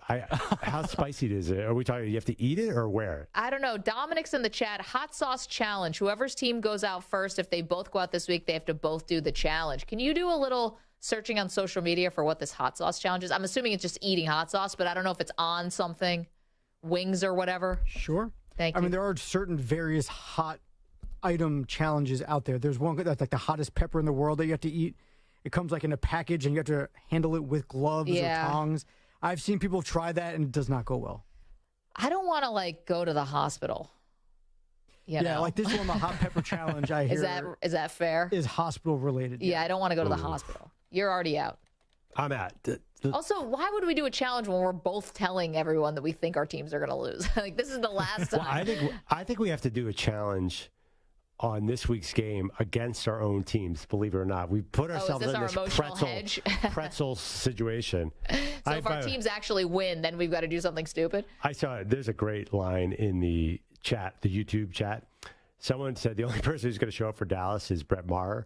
What if Brett Maher comes out and just has the game of his life? Wouldn't that be amazing? You know what? So John Fossil, I guess, is the special teams coach for Dallas. Bones Fossil, right? That's his name. Yeah. And Jim Fossil's son, obviously. And he said he thinks the yips and hot streak and the hot hand are like just the opposite side of the same coin. I love it. So he's expecting now that he's going to go to hot streak. I'm like, now that is some Jedi crap. No. Hot streak and losing streak is one thing. Yips are completely different. There are guys who never get over the yips. Yeah, I'm like, I think the smartest thing the Cowboys did was bring in another kicker. Had to do it. Now, I've never heard of this guy before in my life. I thought they were going to bring in like Adam Vinatieri or something. Do you dress both kickers? That's the question. I think you have to. Unless you're going to do what? Work them both out? Well, see how practice goes. I know, but here's the thing about the yips. I wouldn't be shocked if Brett Maher is hitting 50-yarders in practice. That's not what the yips are about. I'm absolutely aware of that, but it feels weird to dress two kickers. That almost guarantees that Maher will be bad if there's another kicker sitting over there. So I was thinking about that. Does that guarantee he'll be bad? Or these guys are so competitive, and I think they can get like motivated by competition, whatever that iron sharpens iron they love to say. If your replacement's literally sitting next to you, I think that it might make you better. Like if there was someone sitting out in the bullpen right now who was going to take over as host of the show, if I made a mistake, like wouldn't it, I don't know what that would do to me. By the way, I'm looking at Brett Maher's stats. He's 9 for 11, 50 plus this season. He was a baller. No, he was good this year. Yeah, that's incredible. Can you just train your punter to kick? I mean, I know it's different things, but you're still using your leg. You obviously know he has a strong leg, and he's accurate, and he can place the ball in certain areas. How dare you? It's a totally different skill. I heard something. Pushing people around or anything. I heard that kickers are really good at going to punter, and punters are not really good at going to kicker. That's traditionally. Yeah. Could you can drop kick a extra point, right? Yeah, I mean, you said this the other day, and I kind of like it. You can, right? Yeah, I think Flutie did it. Yeah, Flutie, I think they may have made a rule against it though after Flutie did it, something like that. Why don't you go for 2 every time? You could just go for 2 every time. I mean, you're telegraphing what you're going to do, but I guess. But what happens when it's 4 seconds left in the game? You're at the 30-yard line. Yeah, you just right, and you're up and you're down like down 2 or 3 or whatever. You're not going to go. Yeah. No. What if it's a tie game and you have to put 30. This guy out for the first time? Oh man, no, down 29-30 or something. At least with a tie game, if he misses, you still have a chance. The worst is if you're down and you need this kick to win it.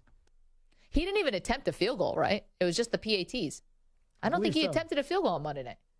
I think it was just the 5-point after. I don't remember him. I mean, listen, the Cowboys' offense was so good. They were in the end zone the whole night. Let's go to Josh. He's in Harrisburg. Wants to talk about 49ers Cowboys. What's up, Josh? Hey, Maggie. I'm just trying to understand all this talk about the 49ers schedule. I mean, what are we in the Big 12 here? Basically, if you look at the spread, they've murdered the spread since Purdy came in.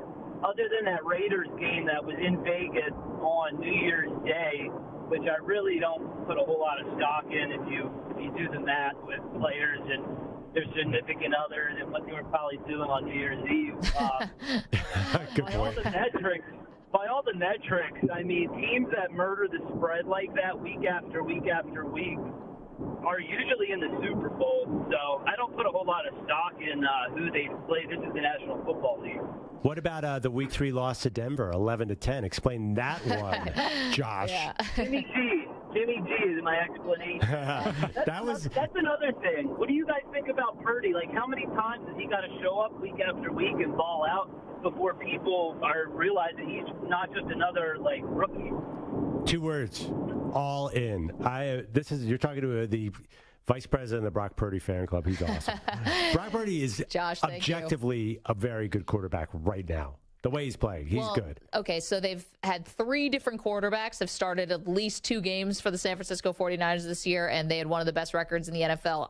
I'm not trying to take away from Purdy. He's doing a great job. He's doing an excellent job. But don't you get the sense that this is a system that's quarterback friendly? This is a team that added Christian McCaffrey mid-season. They've done things to make this offense go. How about this, though, to Josh's point about just hammering the spread? In the 4 home starts with Purdy, the 49ers have won by a combined 88 points. Oh, wow. One thing I totally agree about the system, and he's throwing to more wide open receivers than anyone left in the playoffs. But he is making a couple plays with his legs, and I credit Youth for that. He's going to move around a lot, and he'll probably run if he has to. So I give him that. That's something a little bit. Jimmy G wasn't doing that. No, he's better at the play action than Jimmy G was, no doubt. But the other part is they have some of the best yards after catch weapons in the league. I mean, you're saying Brock Purdy doesn't get credit when he throws a 3-yard screen pass at Deebo Samuel, runs for 74 yards? Takes it to the house. Okay, Phil's in Pennsylvania. He's got a show bet for us, for Perloff, I'm sorry. Hey, Phil. Hey, Maggie. Hey, Pearl. I'm supremely confident that the Eagles are going to win. How confident? I'm really confident. If the Eagles lose, I will send you an authentic, old school, from the era Reggie White jersey. Wow, Phil, are you sure you want to part with that? Wait, what do I have to do for you, Phil? Because I can't. That sounds super expensive. Well, the thing is, I will give you some time to think about it, and I'll give you till tomorrow to think of something that is equally as valuable, to offer back. Signed headshot? Yeah, call tomorrow, Phil. I'm going to work on this. Signed headshot did jump to mind. Wait, signed headshot on All right. I'll talk By the way, so I have to let you know, Phil, I had my go-to jersey for years. It was Randall Cunningham. It was... The Kelly Green? It was white. It was a white jersey that was sort of some special alternate. It was the coolest looking jersey, and I lost it. What do you mean you lost it? I don't know. I lost it in some move. I was going to wear it for a game, and I just couldn't find it anywhere. It's heartbreaking. So it's just gone? Just like poof? Poof. Do you know who Tom Perloff, my father, who he wears every game? Let me think. Jaworski? No. I'll give you a hint. It's Vince obvious. Papale. Vince Papale was a Disney thing. It's obvious? Yes. Whose jersey is the most versatile? Is it you can wear it on a Sunday? Brian Dawkins. You can wear it at a wedding. It's the only thing that's formal wear in Philadelphia. Brian Dawkins. You wear that to a wedding? Yeah. There's so many Dawkins jerseys. Doesn't matter. Yeah, are you kidding me? Funeral. Yeah, whatever you want. You look great. If you show up at your buddy's funeral in a Dawkins jersey, it's a sign of respect. Okay, quickly, see you guys on the phone. Everyone just digest that for a moment. We've got so much more to do, including which superstar is putting out an SOS, has got some demands that we'll see if the team meets. 855-212-4CBS, 855-212-4227. You can listen to us across the country on CBS Sports Radio and all of our wonderful affiliates. You can also watch us on youtube.com/CBS Sports Radio. Come on in, say hello. You're in a 5-minute break.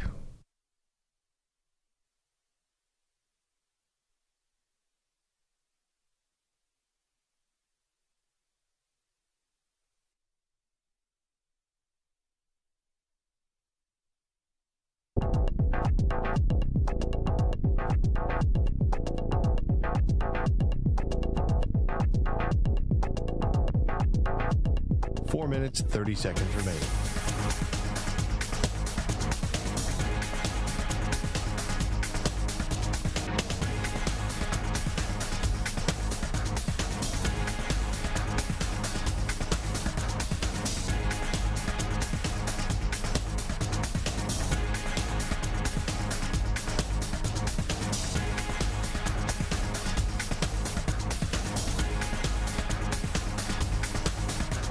Four minutes remaining.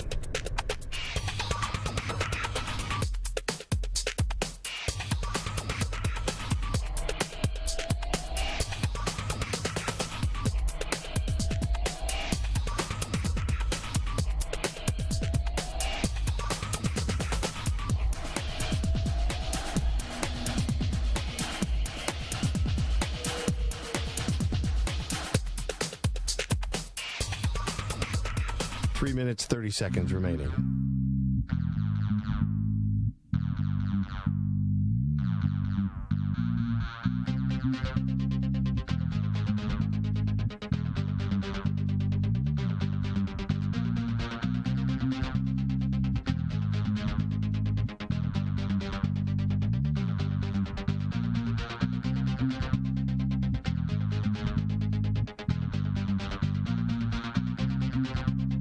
3 minutes remaining.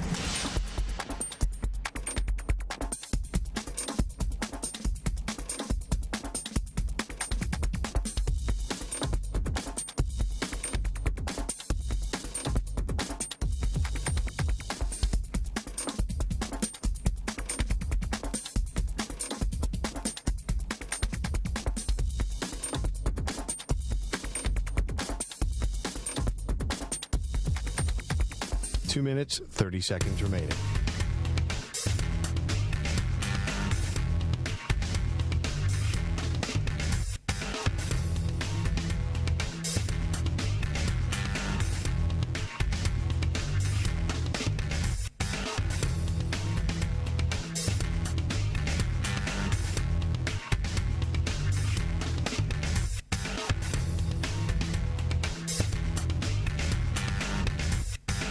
Two minutes remaining.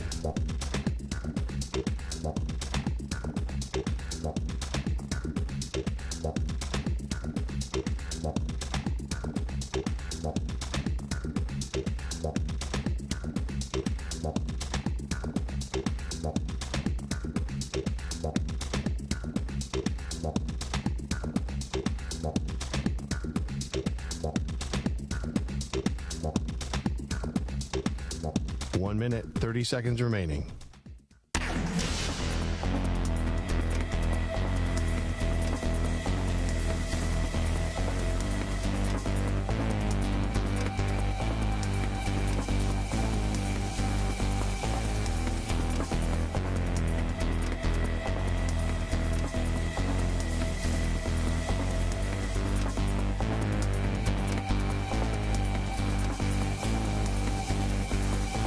Minute remaining.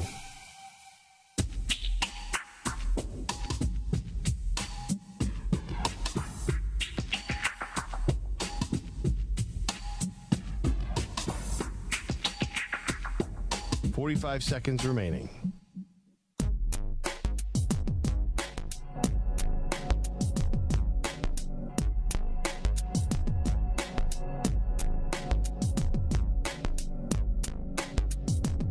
Seconds remaining.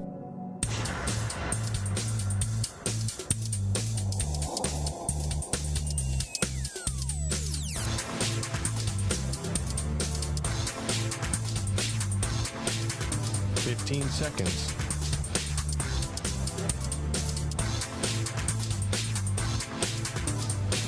Break ends in 5 seconds.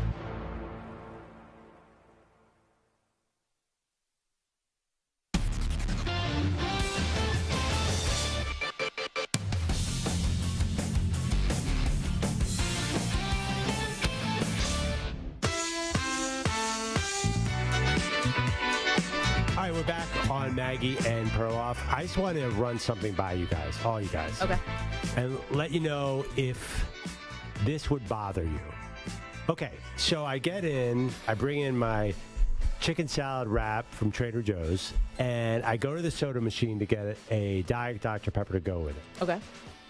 For some reason, the soda machine does not deliver. It just doesn't work. I don't know. There's one out in the hallway. I hit the button 100 times. Nothing happens. So it ate your money. Yes. And once I got Diet Dr. Pepper on my brain, I really wanted one. So I go back to the fridge to put something else in the fridge. And right there, sitting in the refrigerator, the common refrigerator that the whole floor shares, is a Dr. Pepper in a plastic bottle that looks freezing cold, and it's just sitting there. You didn't do that. If I had taken it, would that be bad? I mean, you want to talk about karma. Bad karma? Is there ever a situation where that would be acceptable? Is that the worst thing you can do to a coworker, is take their Diet Dr. Pepper out of the fridge? Because I didn't do it, but the thought crossed my mind. And actually, my second thought was, wow, Maggie would just kill me if I did this. So there's no scenario where I could have taken... It's still there, by the way. I just went back there. It's just sitting there. Maybe it got left behind for some party or something. Okay, you have to stake that Diet Dr. Pepper out for no fewer than, what are we thinking, 72 hours? If it's still there in 72 hours, I think you can take it. Wow. But I'm not going to want it in 72 hours. I had this strong... Well, yeah, I probably will. But I had a strong urge. If I had done that... Did it have someone's name on it? Like, if it says Todd, then don't take it. There's really nothing worse you could do inside an office. than steal food from the fridge. Like, who does that? I think also, but this never gets pinned on one person. Leaving something in the fridge so that it gets all moldy and gross, like that's also a big niche. Yeah, that's bad. That's bad. Is it the worst office etiquette to steal food? If there's someone's name on it, there's no excuse. If it's in the fridge or the freezer, no excuse. If it's sitting on a countertop and it looks like either someone forgot it or maybe, like you said, it might be left over from something. Gray area. I've been there. It's morally... No, but it was in the fridge. It wasn't on a countertop. It was in the refrigerator. Oh, well, then no. Yeah. Stealing something out of it. I'm trying to think of what's worse in an office. I mean, listen, you could like sleep with somebody's wife. That'd be worse. I don't think like it's taking their soda, but you mean like Boston Celtics out? No, I don't think. Honestly, I don't think that's worse. I mean, I think it's about tied. If I had put a Diet Dr. Pepper in the fridge to go with my lunch and somebody took it, I would be more upset than if I was like, hey, by the way, Dale is sleeping with your wife. That Dale. I would want to. And he's got Dr. Pepper. Dale, you're forgiven. I would want to punch Dale if he was sleeping with my wife. If he took my Dr. Pepper, it'd be full on attack. I would probably, and I don't think any jury would convict me for beating up Dale for that. I think every jury would understand and support me. They might even put Dale in prison. They'd all just be like nodding along, the jury. I believe it is actually tear illegal in goes like down 6 states to steal someone's Diet Dr. Pepper. Yeah. That's the famous Borat line, right? What did he say? It's like, I can steal your car, but you can't steal my wife. Whatever. 855-212-4CBS. Was that your Borat impersonation? Can you do a Borat? No. Come on, give us some, Maggie. My wife. Yeah. Yes. That was good. That's all I can do. I'm glad you didn't take it. That's not you. That's not what kind of person you are. You aren't a thief. No, I'm not. I'm dying to hear. I just got an interesting report today from the bullpen. There is sound out there of Howard Stern Show impersonator Sour Shoes doing Maggie Gray from when she was at WFAN in New York. I need to hear this. And I would love to hear what he said. I almost quit that day because I was like, this can't be topped. This is the best day of my life. Sour Shoes just did an impersonation of me. Where do I go from here? I've never heard him do a woman's voice. That's why I'm astounded Susan by Waldman, it. too. It's the voice of the Yankees. Susan Waldman I can see that. That is so thick distinctive. Boston accent. Yep. Yeah, Susan. Yeah, a lot of people do Susan. Yeah, right. But no, your voice is. I know. But it's a tribute from the when East, it's Sour Shoes. Yeah, you've sort of gotten rid of all accent. Yeah, I'd like to hear this. So we got to find this. It's out there. My wife. I can't even do that. I'm so bad at impersonation. You're so bad. Was that your impersonation of Maggie impersonating Borat? Because that would have been pretty good. I don't know. Meanwhile, Borat is actually a British person who's impersonating someone. Anyway, 855-212-4CBS, 855-212-4227. Let's go to Will, who's in North Carolina. Hi, Will. How are you? What's up, guys? It's been a while since I've called, but... Where you been? Just hanging out.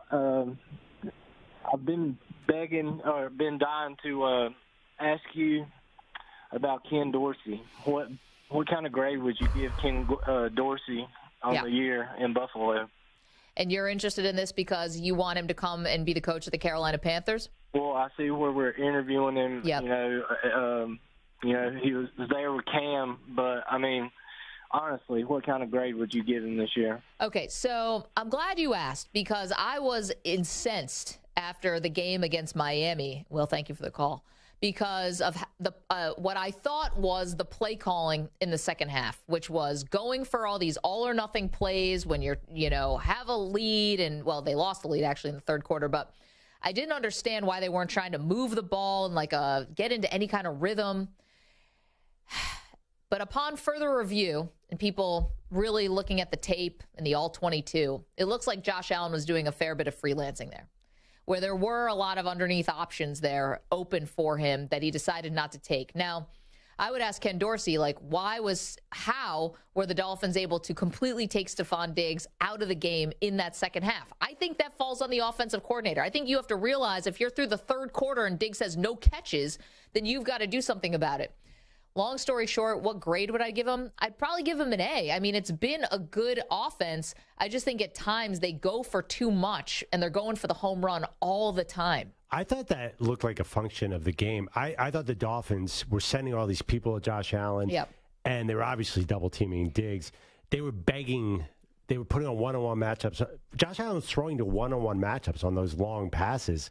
I don't know. They were begging him to throw long, and he did it, and it worked a bunch of times, and they scored 34 points. I know, but it didn't work a lot when you were 3 and out in really crucial moments when the Dolphins were right there with you score for score. I think the issue was how much time they had the ball because of that style. But the Dolphins clearly saw something and wanted to beg him to make those throws. And he played right into their hands. He played right into their hands, which you're right. And that's got to be on Dorsey a bit, too, because you got to get in his ear at some point and be like, we're giving you underneath stuff. You got to take it. A related question. Yeah. What about Chris Sims' take that the Bills' wide receivers other than Stephon Diggs are garbage? I was surprised. Because I actually think Gabe Davis is a good receiver. I don't think he'd be a 1 on anyone's team, but I think he's a good 2, and I think Dawson Knox is a good pass-catching tight end. I mean, McKenzie's been hurt, and now Cole Beasley started to look a little bit like himself after he had a bad interception, like that ball basically bounced off his hands. And Shakir is kind of is young. The point is, there certainly is not a lot of resources. With Gabe Davis, a 4th-round pick, McKenzie's a 5th-round pick.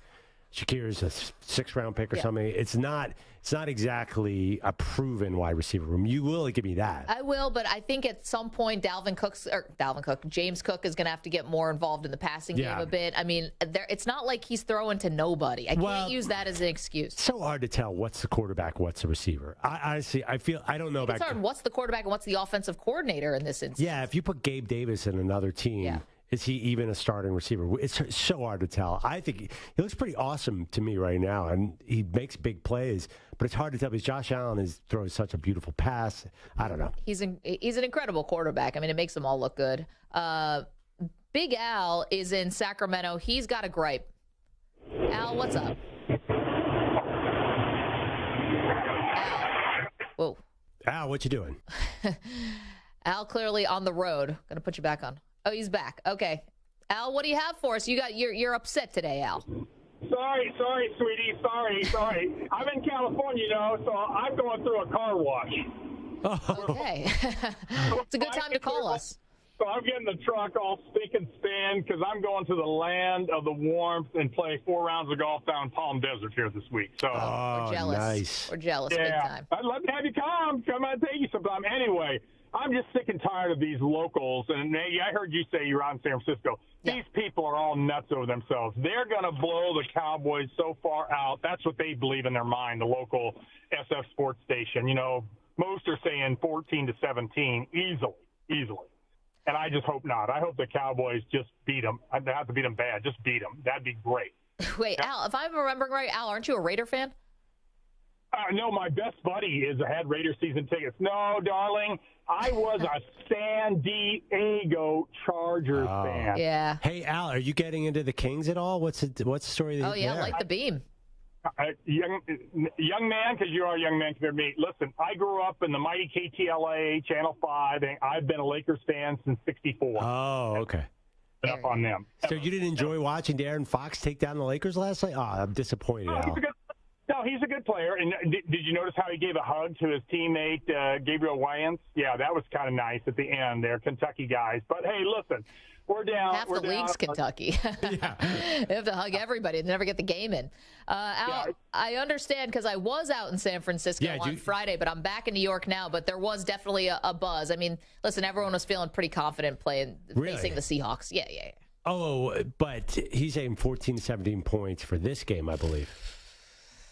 San Francisco offense is it's so good. I worry that I'm getting suckered in by the New York hype. The New York hype around what? The Eagles game. Because I really believe the Giants have a legitimate chance to beat the Eagles. But what about San Francisco?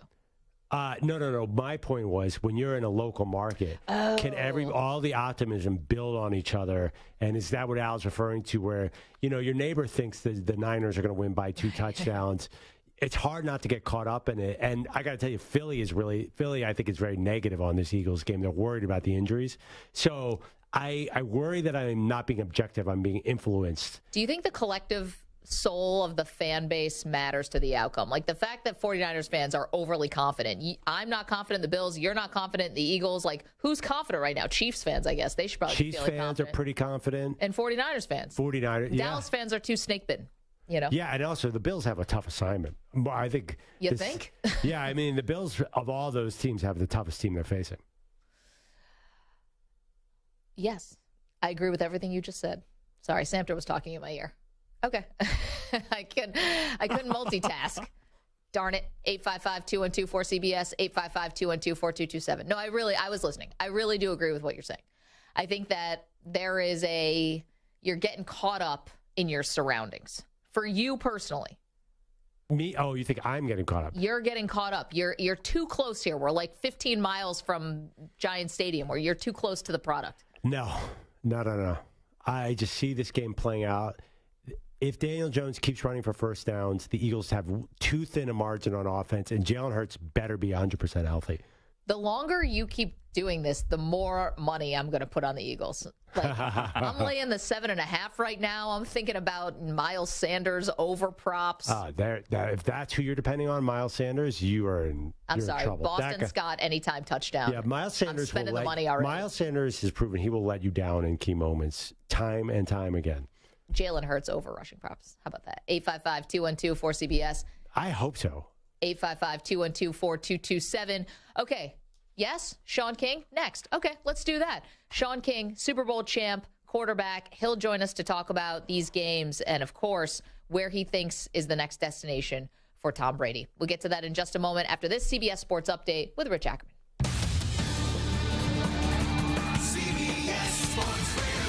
Sports Flash. Well, the Ravens have now made coordinator changes in each of the last 2 years, with Greg Roman moving on after 4 years as offensive coordinator. In terms of personnel on the field, Eric DeCosta has no thoughts of any changes at quarterback. I talked to Lamar today, as I said, and our focus right now is really to get a long-term deal done. That's our singular focus at this point. It's going to take some time. It's going to take some effort. It's going to take great communication, give and take.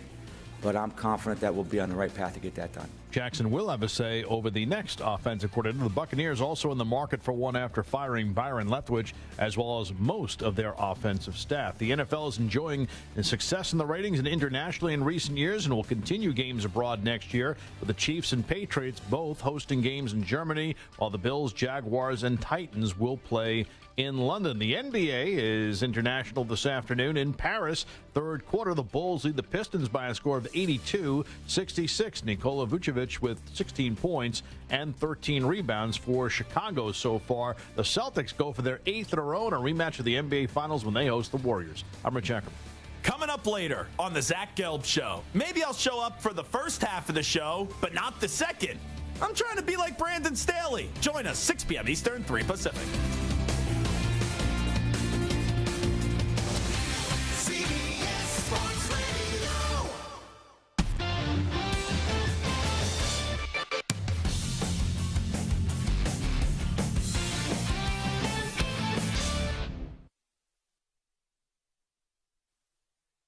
You're in a 5-minute break.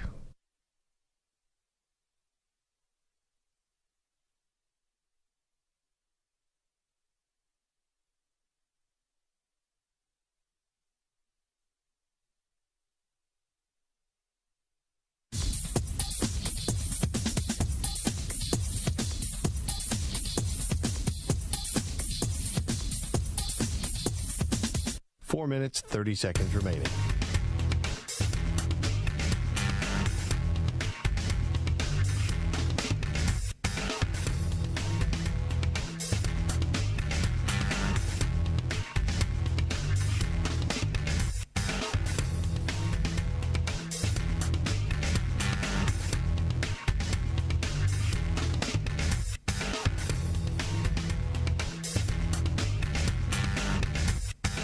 Four minutes remaining.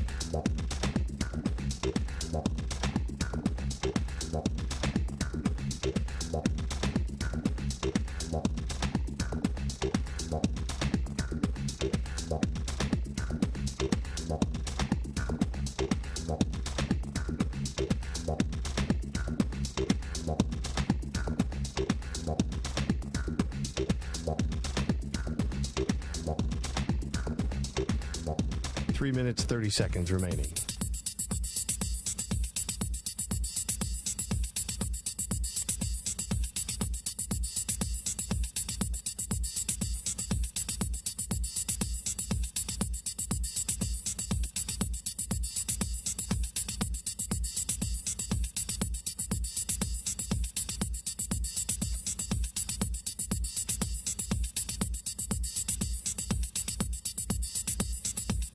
3 minutes remaining.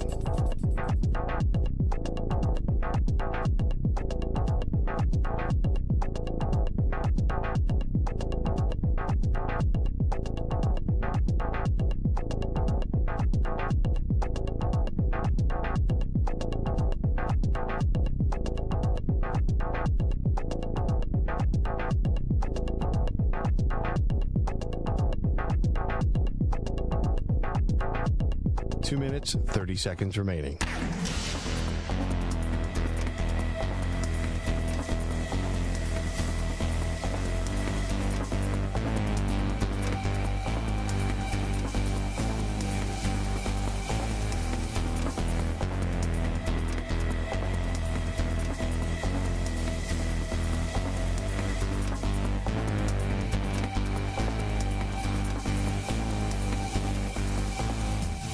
Two minutes remaining.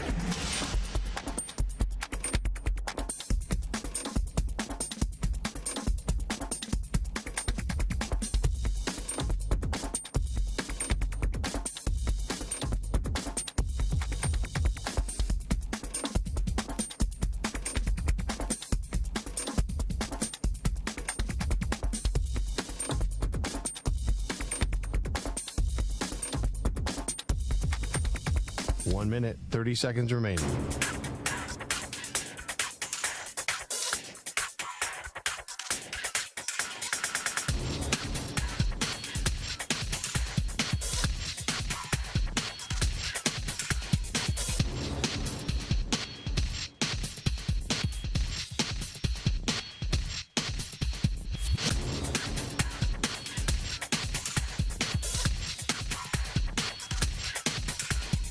One minute remaining.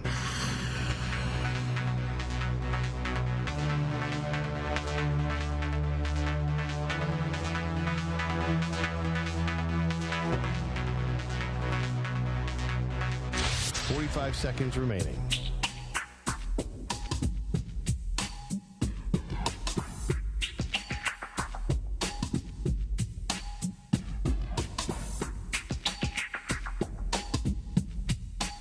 Seconds remaining.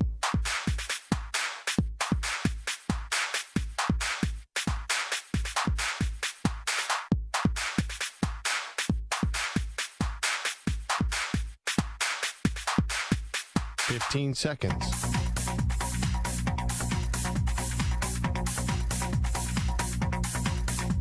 Break ends in 5 seconds.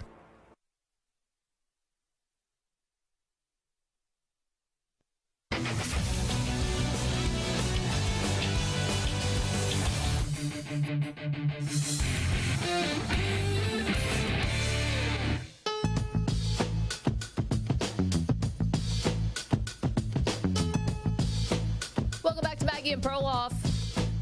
We've been talking about possible upsets for the divisional round. Let's get the thoughts of one of our favorites. Shaun King, of course, won a Super Bowl with the Tampa Bay Bucks, former NFL quarterback. He's host of Primetime on VSiN Live. Shaun, thanks so much for the time today. How are you? Hey, I'm doing great. Sorry about earlier. My dentist tried to drown me today, so I was dealing with some things. Are you all right? My dentist tried to drown me. Yeah, you know how when you go to the dentist to get your teeth clean and they fill your mouth up with water and they're cleaning, tried to drown me. Didn't he have the thing that sucks the water out, that constant air stream thing? Yeah, but my point was, if you don't put that much water in there at once, you don't need that thing. Wait a minute. Are you on nitrous oxide right now? No, I'm okay. That's a shame because I needed a crutch for missing my earlier time. All right, let's talk a little football, shall we? And it's good to have you anytime. So we're talking about the game you believe has the best chance for an upset. Which one is it? You know, it's something about youthful exuberance that makes it really dangerous. There's a lot of volatility with it. But it's also a confidence that's uncharacteristic. And I think it exists in New York, and I think it exists in Jacksonville. I think either the Jags or Giants are winning outright. I just think both of those teams are really confident. I don't think both win, but I haven't really narrowed it down yet. Sorry for not being definitive, but the Jags or the Giants are winning outright this weekend. So, Shaun, I'm an Eagles fan. And I hate to say it, I think the Giants have a great chance of winning. To me, one of the big differences is Daniel Jones using his legs, ran 17 times against the Vikings. That could be a formula for an upset, right, where the quarterback just sells out to run the ball. Well, it gives the Eagles, some of their own medicine. It's why they're so dangerous on offense, because of Jalen Hurts' ability to be evasive and athletic and extend plays and create explosive plays through his athleticism. But I'll say this. How good is Brian Daboll?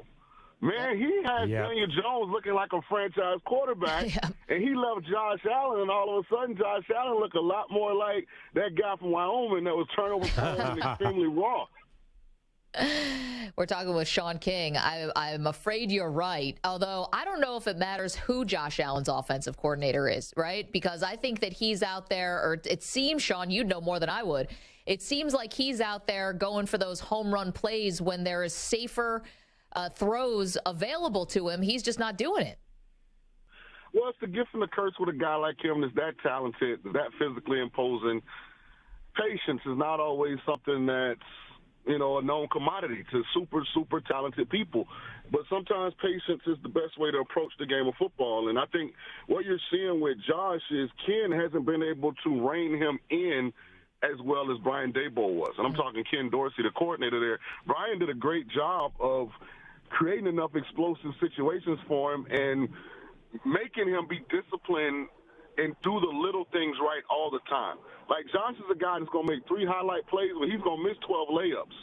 But you're never going to remember to miss layups because of the 3 highlight plays. So I think Brian Daboll, and this is not really to criticize Josh Allen as much as it is just to big up Brian Daboll. I mean, he's emerging as one of the preeminent guys in that league at the head coach spot. We're talking to Shaun King of VSiN. Now, I have a simple question for you, Shaun. Who is going to be the quarterback of your former team, the Tampa Bay Buccaneers, next season? Brady. So I hope he leaves. I'm tired of him. Good people losing their jobs because Brady got old. I don't like that. I think Tampa's window to win a championship with this group has closed. I just think it's time to go ahead and reconstruct it, figure out what value we currently have, where we can maybe get rid of some pieces that still have a couple good years left, but get younger and get this core group to make the next run in a couple years.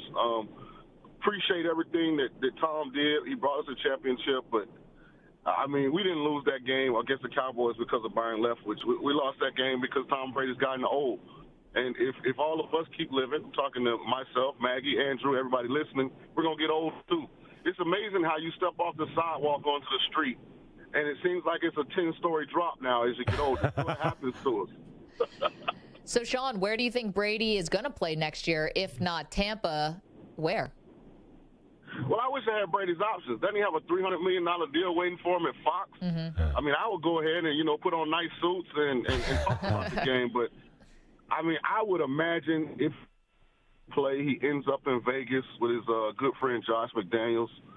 I just think if he was going to play another year, that probably is the perfect match. Can you imagine the amount of 12 jerseys that would be sold with the Raiders black? Jeez. So I can see that happening. I don't see him going to New York. I think at his age to go somewhere, sign up to play those games outdoors, I just don't know physically if he has that left. So if he plays. Oh. Lost you there for a second, Shaun. If he plays, I would assume it's in Las Vegas. So you think it was unfair of the Bucs to let Byron Leftwich go today? Hell yeah. Like what the guy forgot how to call plays? Wasn't he the OC calling the plays when we won the Super Bowl? Wasn't he the OC last year when we made the playoffs and beat your Philadelphia Eagles and then came all the way back against the eventual Super Bowl champion Rams only to give up a ridiculous play to kick a walk-off field goal that passed to Cooper? What? Did he forget how to coordinate all of a sudden? Well, there's 10 openings for other offensive coordinators.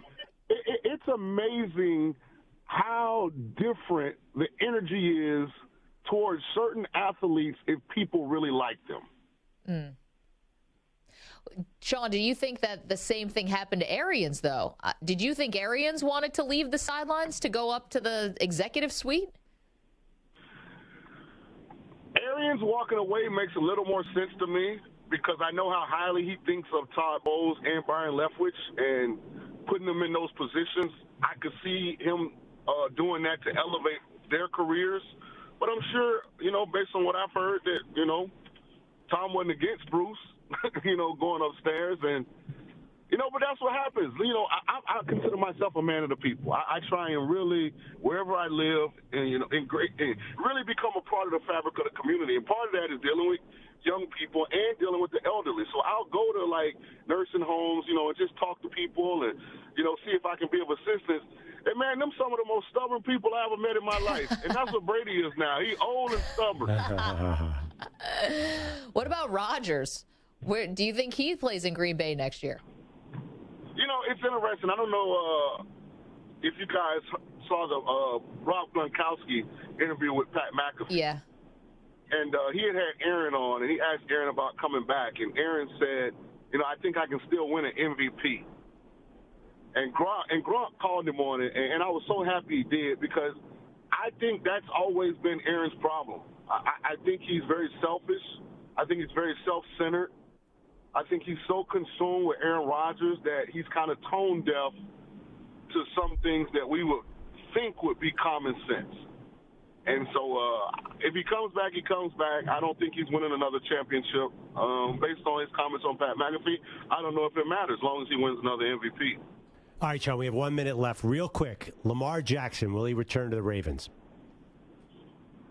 I mean, you have to think not. I mean, if they haven't paid him up to now, why would they pay him? I mean, obviously there's something contractually that they can't agree upon, and to let it get to this point, I mean, why let it get here and then the team decides, okay, we're going to give you what you want? I think he ends up somewhere else. How about Tampa Bay? Hey, we'd love to have him. We would absolutely love to have him. I think any organization would. I mean, he's an outstanding football player. He's been a league MVP. I know he's a guy that cares about winning championships. Yeah, that's a shot at Aaron Rodgers. So you're going to get a guy that's focused on more than just himself. I mean, I for the life of me don't know why Baltimore won't give him what he wants. Sean, can't tell you how much we appreciate this. Hope, the teeth heal and everything's good. And you're the best for doing it. Thank you so much. Hey, thanks for having me. I know, please don't put in the headline King bashes Brady, please. Too late. King already almost, out there. King almost drowns at dentist office with former quarterback survives near scare. See y'all later, man. See you, Sean. Appreciate that. I mean, he's the best because he tells you exactly what he thinks, which is done with Brady in Tampa. Feels like Byron Leftwich got railroaded here, and then it wasn't his fault. There's a lot of logic to that. I could see, and that makes sense to me now that he says it. If I'm in Tampa Bay, I'm getting tired of this team. I mean, how can you not? They were 8-9 and just got killed by the Cowboys. Also, it just didn't seem like there was any joy. No. But, if they had won a game, if they had beaten the Cowboys, we'd be like, oh, Tom's back. This is classic Brady playing possum. Both you and I said that before the game. But yes, after the game, we revised our stories. Okay, coming up next, the biggest question mark heading into this weekend. We'll give that to you in just a moment. 855-212-4CBS. Maggie and Perloff back on the other side.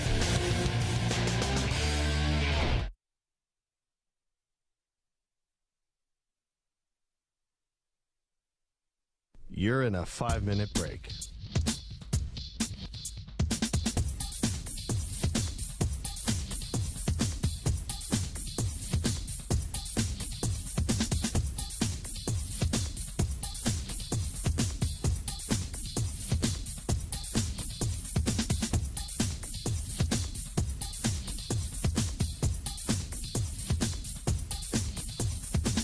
Four minutes, 30 seconds remaining.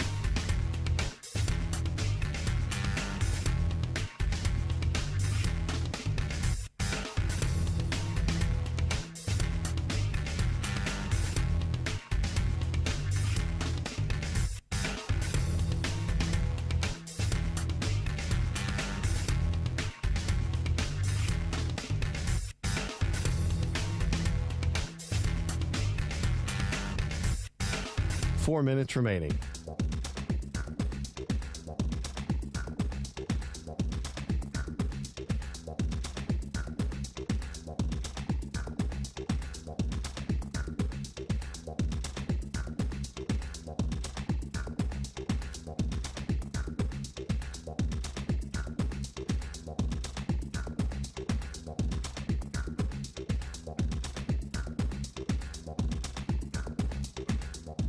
3 minutes, 30 seconds remaining.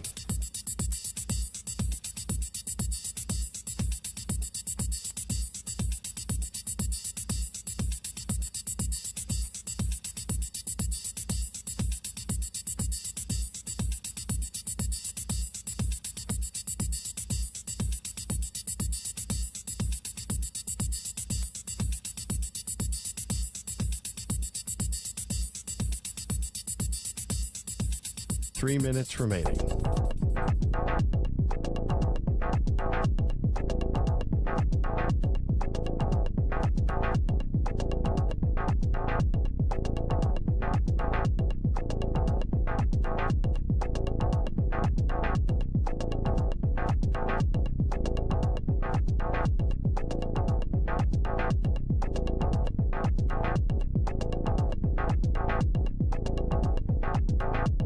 Two minutes, 30 seconds remaining.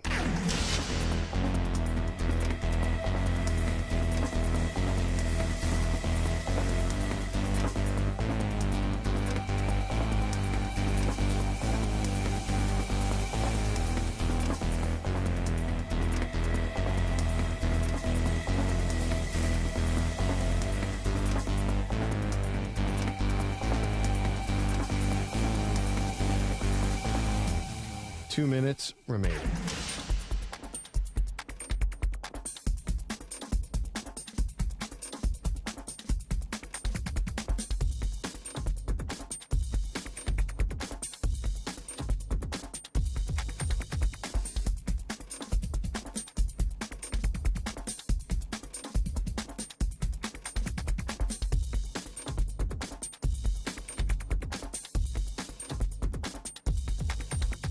One minute, 30 seconds remaining.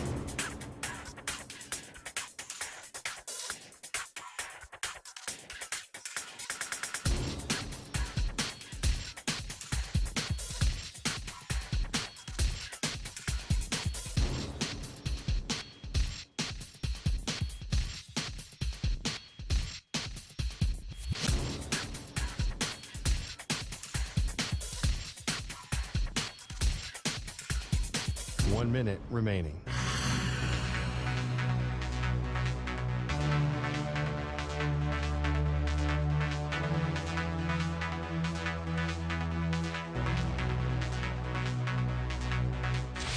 Five seconds remaining.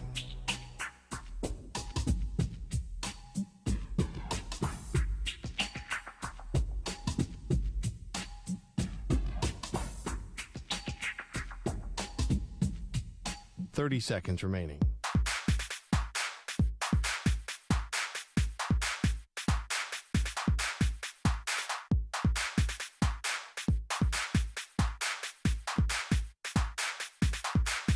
Fifteen seconds.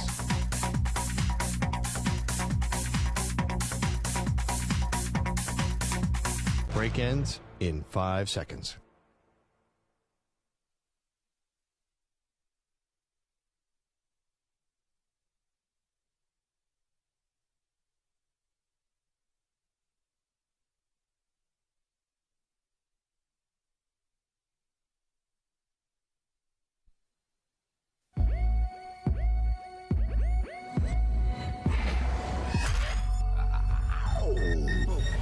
Softer, soccer players or soccer fans? Because the hatred I got all day by suggesting that Christian Pulisic didn't put his life on the line to score that goal. Somebody sent us a note. They said to Maggie and I that I owed an apology because he had a pelvic concussion. Guy had a typo. Not a pelvic concussion. No, the guy said pelvic concussion. A pelvic concussion? There's no such thing. There's no brain rattling around there, although sometimes I think you guys are probably guided more by that than your brains.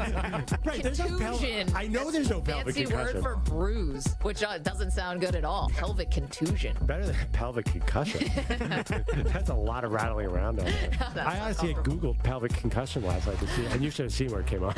I hope that wasn't a work computer. They are Maggie and Perloff on CBS Sports Radio. What up? Welcome to Maggie and Perloff. So glad to have you.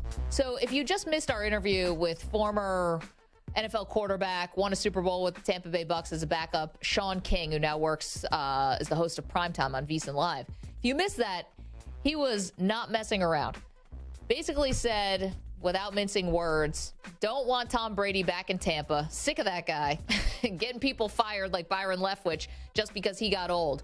But also really took out Aaron Rodgers by saying he thinks he's selfish and self-centered.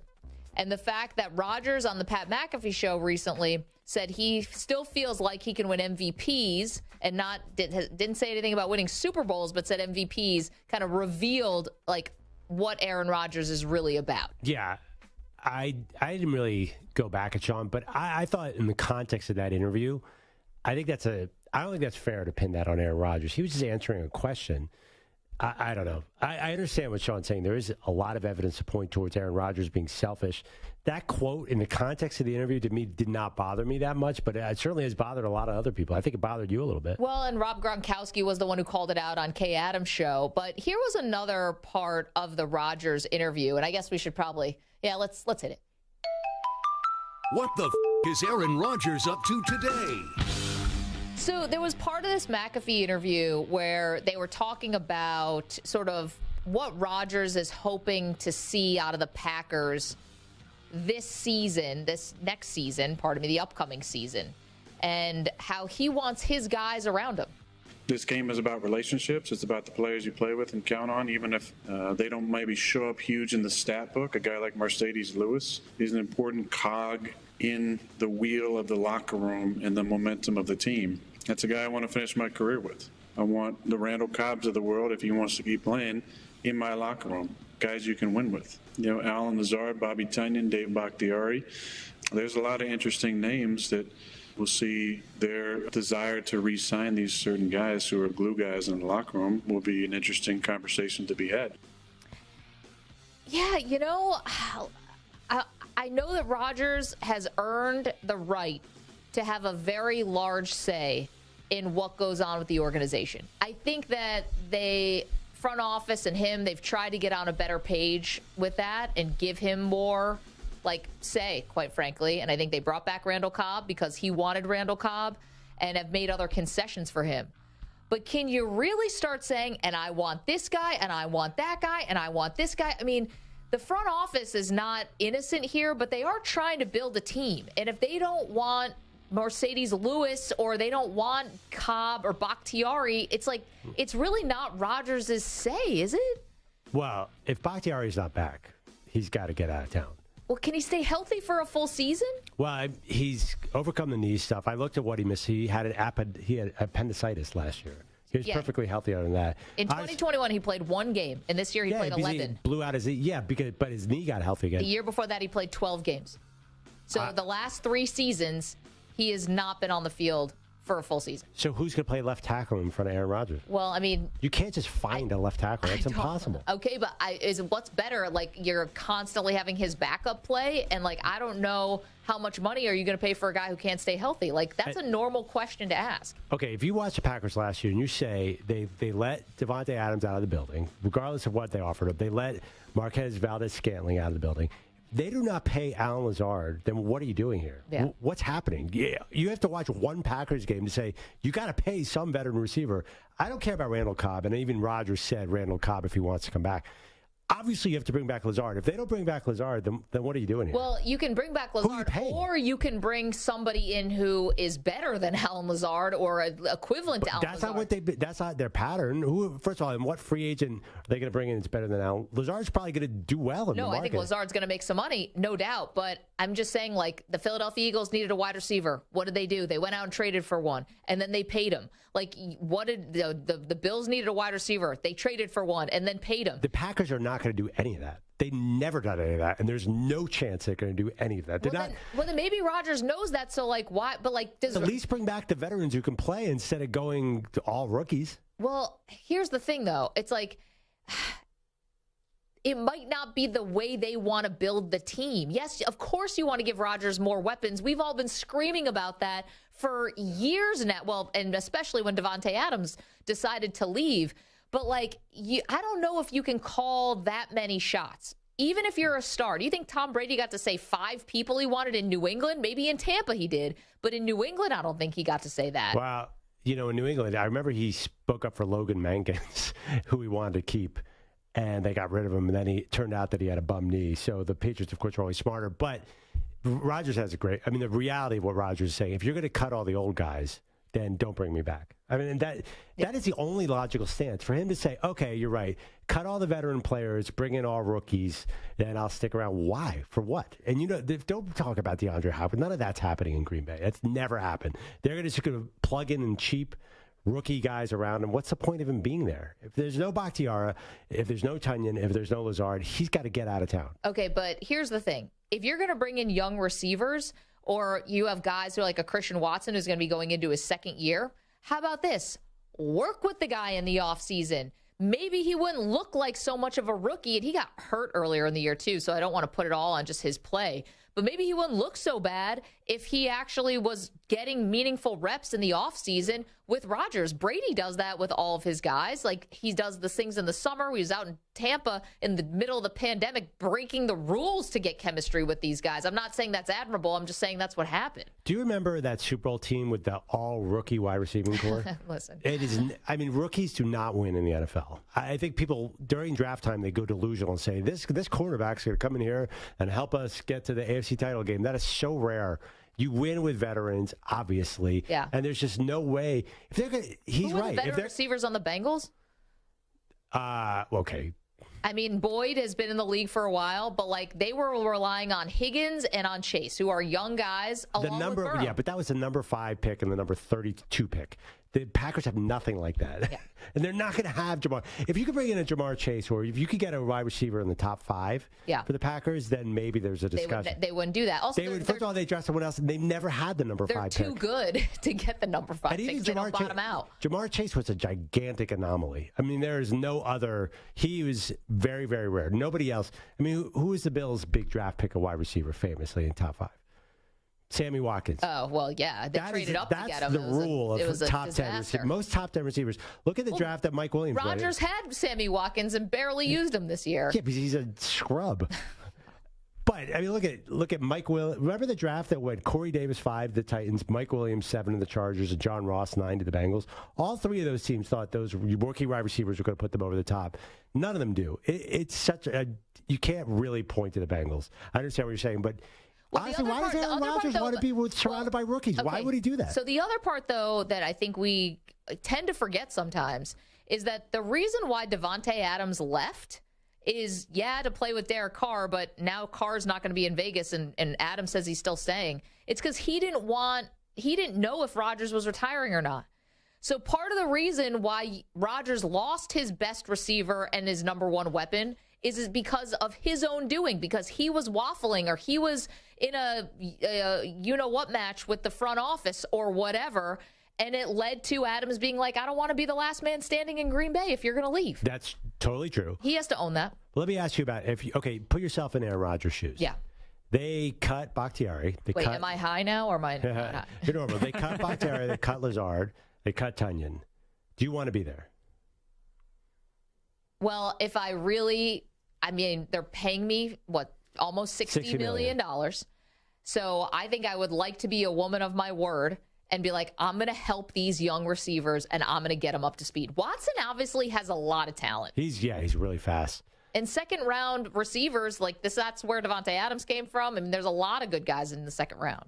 So he could end up becoming a great receiver. It kind of reminds me of Brady when the Patriots started to gut their roster. Mm-hmm. He clearly said, get me out of here. Well, and also his contract was up. It was a little bit different. He was a straight-up free agent. Yeah, but, I mean, he could have stayed in New England if he wanted to. They made that clear. But Belichick wanted to move on from him 6 years ago. So, and he, I think he was sick of Belichick. Rodgers has to, if they're going to do a complete rebuild, I mean, honestly, who on this offense is older than 23 years old if they get rid of those guys? He's saying keep veterans, and the way the Packers have been navigating the last couple of years, not re-signing MVS, not paying more for Davante Adams, speaks rebuild. So it's going to be Aaron Rodgers throwing to young guys. It's not going to work. How old is Mercedes Lewis? 38. But who cares about, all right, Mercedes Lewis was one guy. His point is, I mean, look at that roster. It could get really, really thin. Really thin. Well, I mean, listen, if he doesn't have any faith in the front office, then that's a whole other thing. But you took their money. They offer, you say if you don't have faith in the front office because you think they're going to cut all the older guys, well, you took their money and you signed up for 3 years. But you don't understand. The front office would probably be even more thrilled if Rodgers demanded a trade. You think they want him around? You think they want to cut rid of all those? Why did they give him $60 million if they didn't want him around? That makes no sense. Because they wanted him last year, and then they wanted a deal that would make him happy last year, and they did that. But clearly, if they cut Alan, if they're not even going to make an offer on Alan Lazard, then they're rebuilding, and they don't want to rebuild with Rodgers. They want to rebuild with Jordan Love. Don't you think they want to see him? Then they screwed themselves. Not really, because they could just, after June 1st, trade Rodgers, have a $30 million dead cap, get Jordan Love in there, and start building a team. I know, but the post-June 1st is not ideal because it's after the draft. So, like, teams who might get anxious or might feel like, I can't wait around till June 1st to figure out my quarterback situation, your pool of candidates there gets less and less. That's funny. I feel like some major quarterbacks have moved later than that. And also, too, you could have a sweetheart deal. Well, you'd have to, and you'd have to hope that everyone stays on the same page the whole time. Even so, honestly, the Packers are going nowhere with Aaron Rodgers. And if they get rid of Lazard and Tunyon and Bakhtiari, I mean, we're looking at, what, 8 wins next year? Do you really want to repeat this year? This would be so painful. 855-212-4CBS, 855-212-4227. Samter, you look like you wanted to get something in.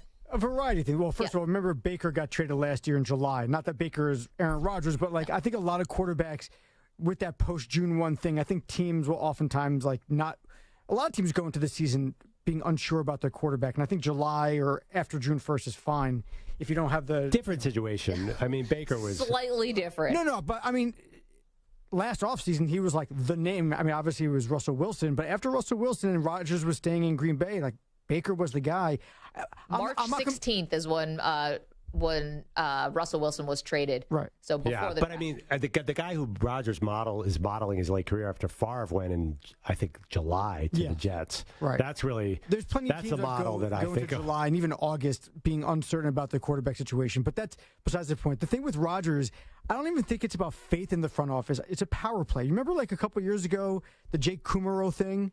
Yeah. Where he wanted Jake Kumaro around, and he said how great Jake Kumaro was, and then they cut him the next day. For Rodgers, it's Buffalo not. Bill. Yeah, it's not even about whether Cobb or Mercedes Lewis are really there. He just wants to. I think this is what I get. He wants to show power, and he wants to. Yeah, but he also wants the team to listen to him. I know it, but I think the $60 million, to quote Don Draper, that's what the money's for. And the other part, too, I think you're right, though, and I think what it goes back to, do you remember how ticked off Rodgers was when they fired his quarterback coach, Alex Van Pelt? It was the Super Bowl in Minnesota, I think. That was right before the Eagles won the Super Bowl. They fired him. I believe it was that Super Bowl. And he was so mad, he went on a couple radio shows just to say how upset he was. Listen, if it's a power play, then who loses there? The fans. That's between the front office and the star quarterback, and the fans lose there because it's ugly. I think the best scenario for the fans would be one thing is Rodgers. I mean, talking about Brady costing jobs, Rodgers got to get out of there. They need to get rid of that guy. There is no doubt about it. Don't you think they need to restart at some point? What are you doing here? How are they going to be better next year than they were this year? And they weren't even that good this year. I just can't imagine that Green Bay fans are really we need to get rid of him. Oh, I think the Rodgers. You don't think there's some getting thin with Rodgers? It happened with Favre, too. I don't know. I mean, our buddy Aaron Nagler, who's on Twitter, is getting kind of fed up with this Rodgers act. I mean, we've seen it before. 855-212-4CBS. Let me tell you, by the way, who their starting tight end is. If they get rid of Tunyon and Mercedes Lewis, then it's Josiah DeGora is their starting tight end, and they go in with Romeo Doubs, Christian Watson, and Samori Toure as the main targets for Aaron Rodgers. Have fun. They finished 5-3 at the end of the year, and Christian Watson turned out to be one of the best receivers, at least touchdown receivers in the league at the point. He's a good player. What do you think their win total is next year? There is hope, though, that you're seeing this positive upward trend that the 8-9 season isn't what will happen next year if they keep the same core of guys. Good luck. I mean, they're getting older, and I just don't see this happening. They got to rebuild. They got to put Jordan Love at quarterback and move Aaron Rodgers somewhere else. Listen, I know that Mercedes Lewis is probably a fantastic teammate, but at this point, Watson's got to be more part of the core than Lewis. So whoever is your quarterback, that's just the way it goes. 855-212-4CBS, 855-212-4227. Green Bay fans, are you done with Rodgers? Are you sick of him? It seems weird to say, but I get it. I do understand. Is there any? I'm shocked if anybody's not sick of him. What drugs do you think he's going to do this offseason? Don't you? There's got to be, even if you're not sick of him, there's got to be some level of fatigue of this back and forth. I get it. I have been watching Breaking Bad, rewatching Breaking Bad, so maybe Aaron Rodgers. Oh, let's hope not. If he gets into meth, we got a totally different thing on our hand. That becomes a real tragedy. Then we can't joke around about it. That'd be too sad. 855-212-4227. We are on across the country on CBS Sports Radio, Sirius XM channel 158, the free Odyssey app. We are also streaming live right now, literally right now. You want to see what we look like? Come on in. YouTube.com/CBS Sports Radio. We're all over the chat today, and this has been a lot of fun. Oh, man. Coming up, we're going to talk a little about a cryptic social media message. Is one quarterback trying to get out of his current situation? And hint, it's a quarterback who's on a playoff team right now. 855-212-4CBS. Don't move. More Maggie and Perloff right after this. All right, Maggie, ready to start the new year in a healthier and less expensive manner? Yes. You can save time and money by getting HelloFresh and take control of the clock and your budget with delicious recipes delivered right to your door. Spend less time in the kitchen with new fast and fresh recipes like falafel power bowls or Southwest pork and bean burritos. They're each packed with flavor. They're ready in just 15 minutes with over 35 weekly recipes and 70 seasonal and convenience items. There's always something new to try. What I love, it's pre-portioned ingredients, so you don't have to worry about all of that and shopping. And step-by-step instructions make it easy for people, even like me, Perloff, to whip up a tasty meal right at home. This year, skip the extra trip to the market, cut back on takeout, and get HelloFresh delivered instead. At 25% cheaper than takeout, HelloFresh is the easiest and most delicious way to save.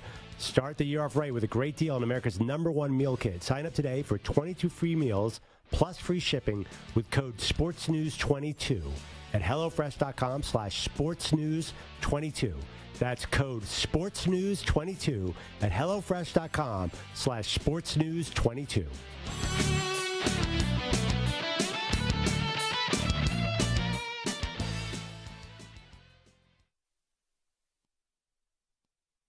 You're in a 4-minute break.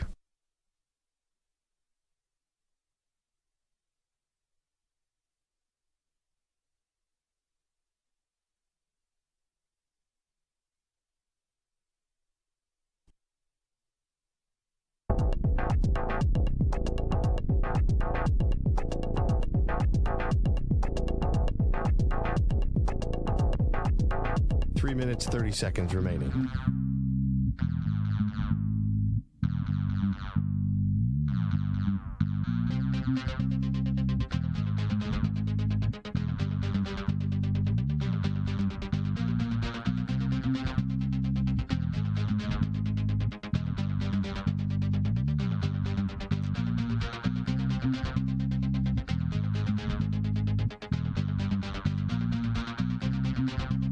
Minutes remaining.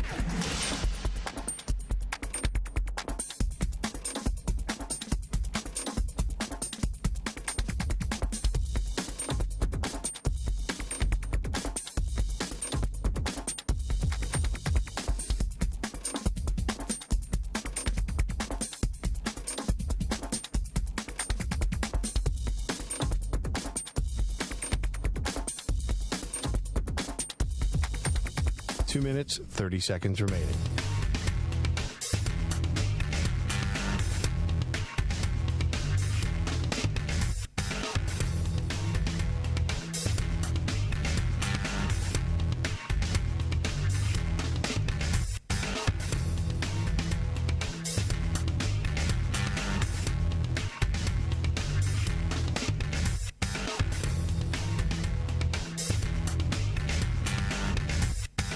Minutes remaining.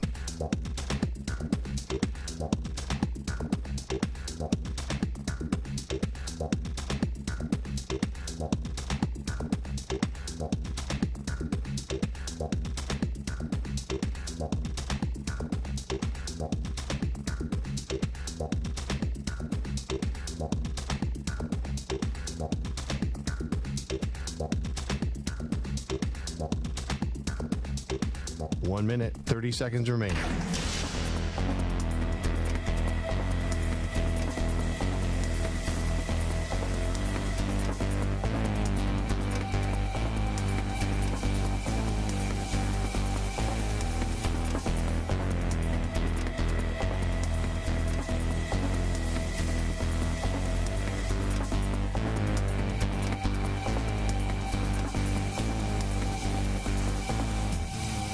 One minute remaining.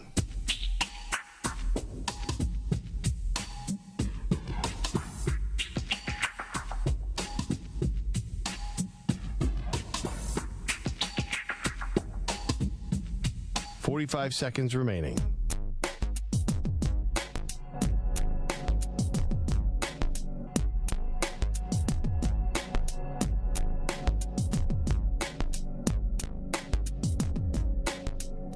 Seconds remaining.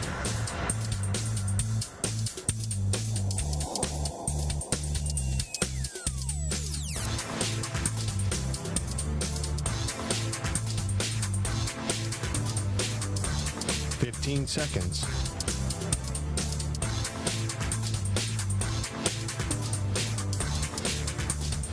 Break ends in 5 seconds.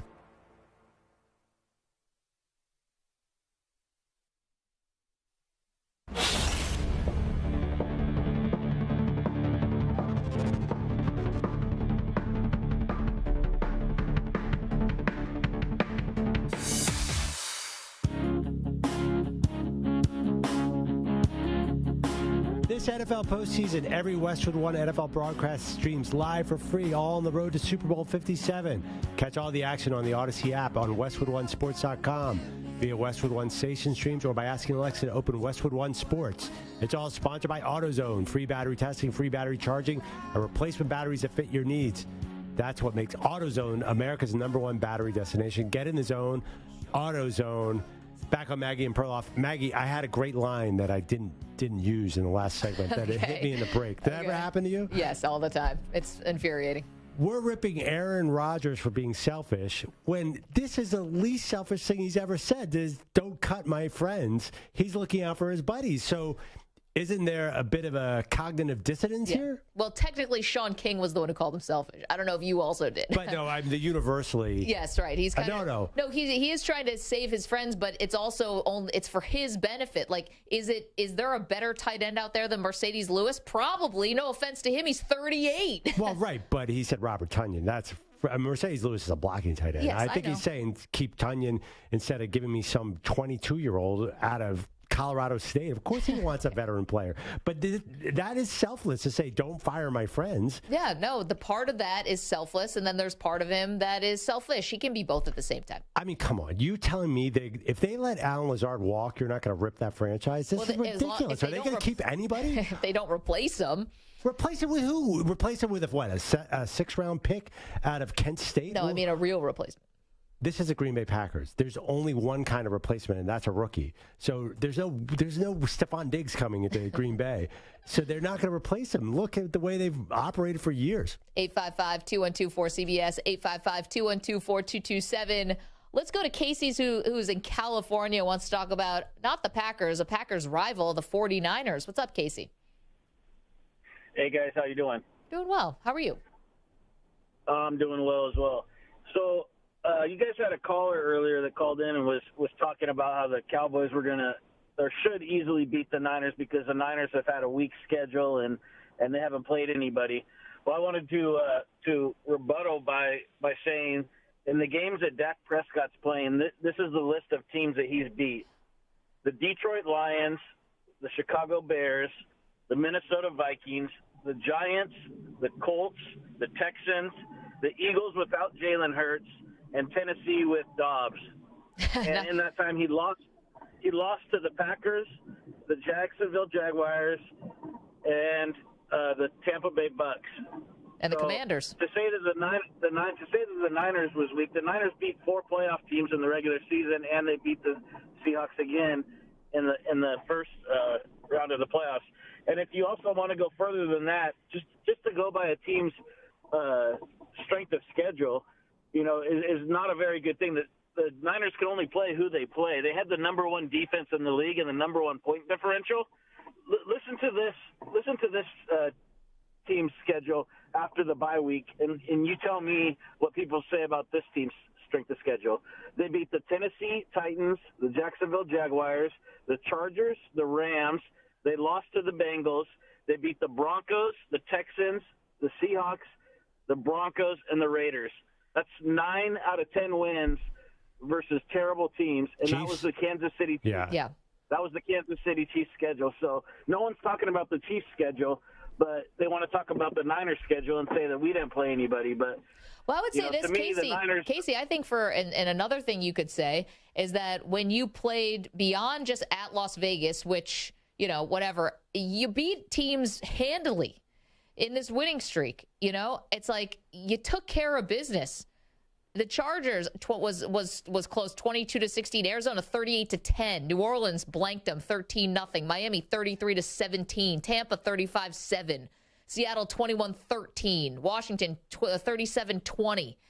Arizona 38-13. It was just that Vegas overtime game. Like you were winning convincing games. Wait, I would say, Casey, why are you defensive? You're a Niners fan. It's not like you're a Jaguars fan. Everybody thinks your team is a juggernaut. well, I guess my defensiveness probably comes from being a Kings fan. Sacramento Kings fan. So, like the beam. Everyone's all about the Kings now. They're like the darlings. It's reminding me, everyone, of like the Paige and Chris Webber years.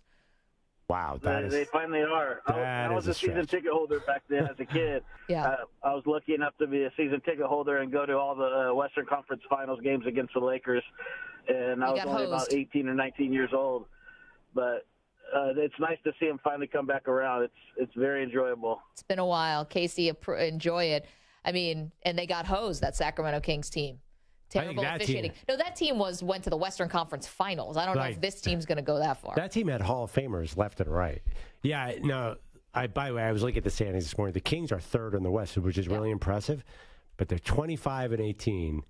Yeah, and they're only about 6 games up on the 11 seed. The West is all the same. Up. Yeah, so I don't want to celebrate too early for Sacramento finally breaking that playoff drought.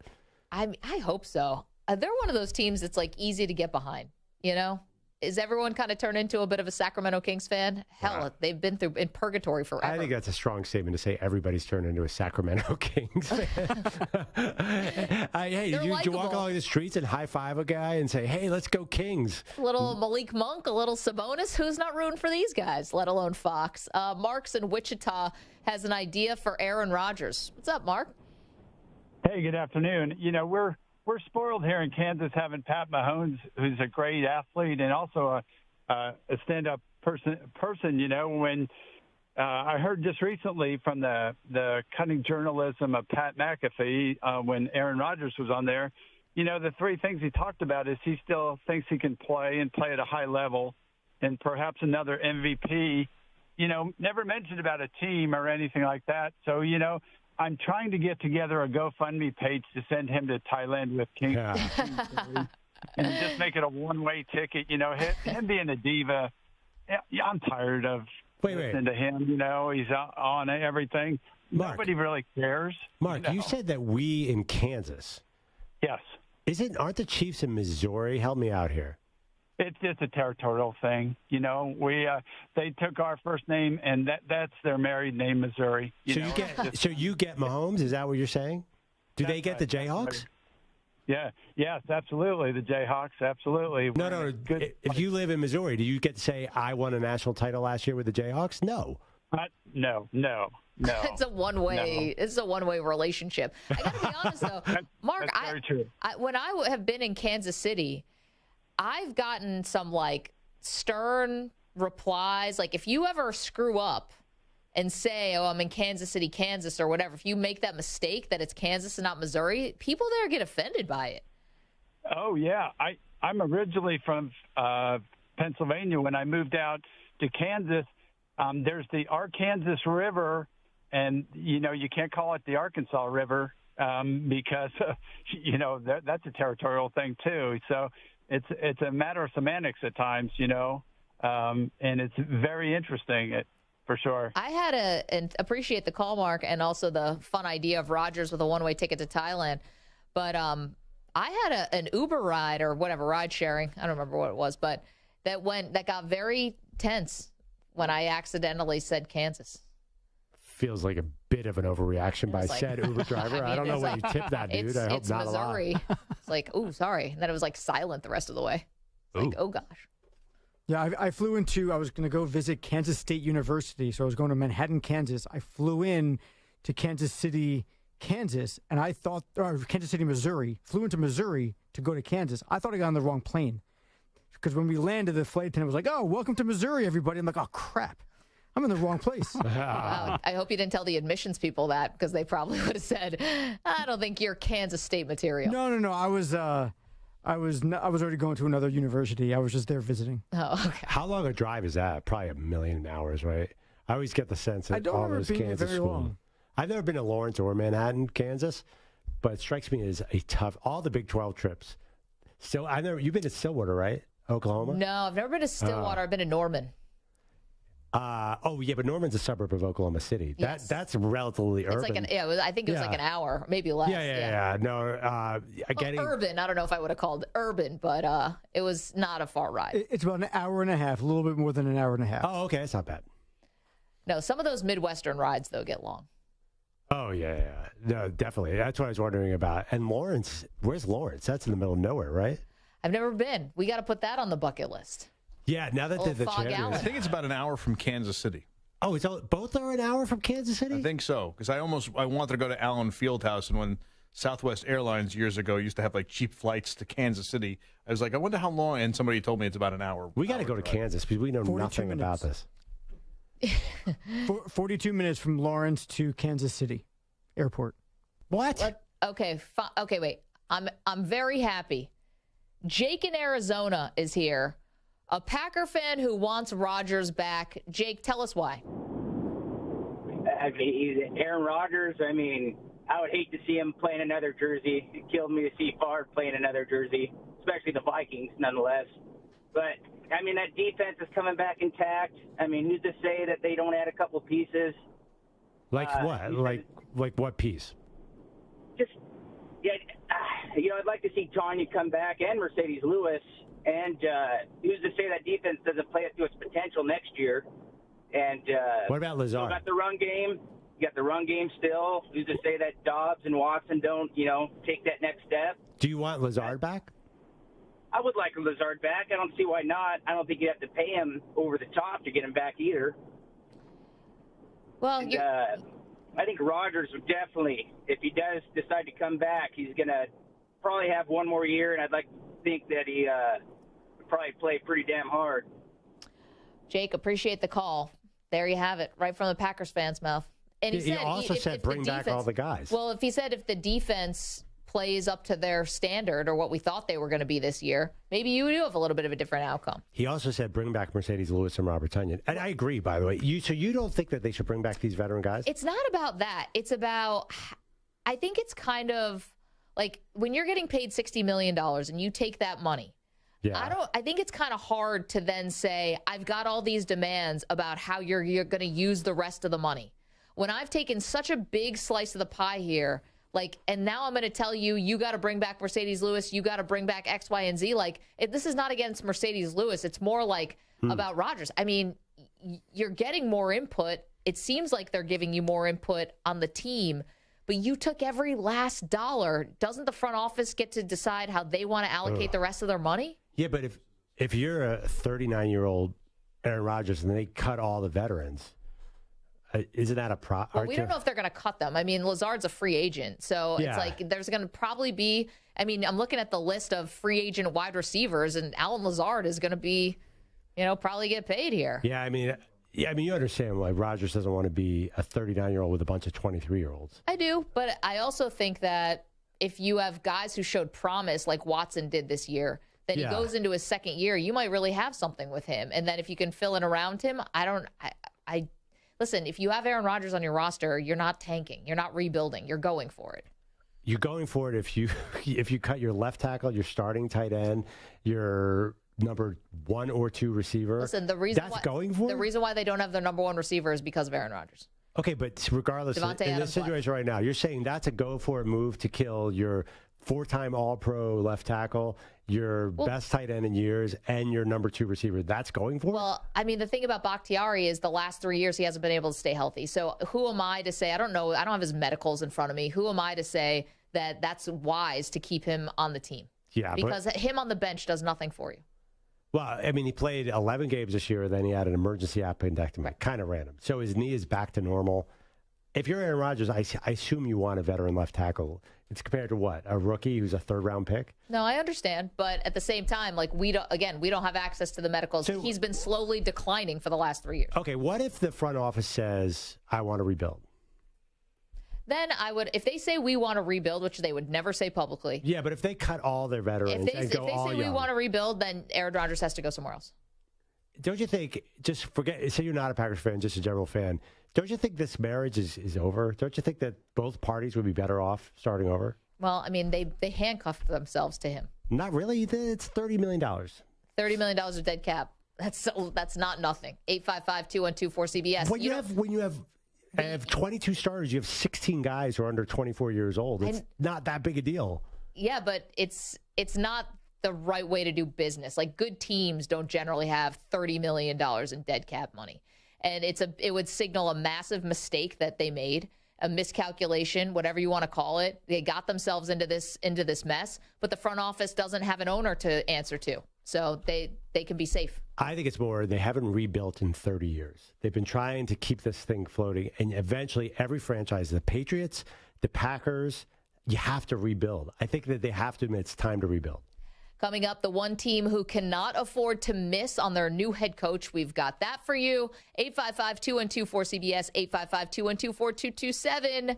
Right after this CBS Sports Update from Rich Ackerman.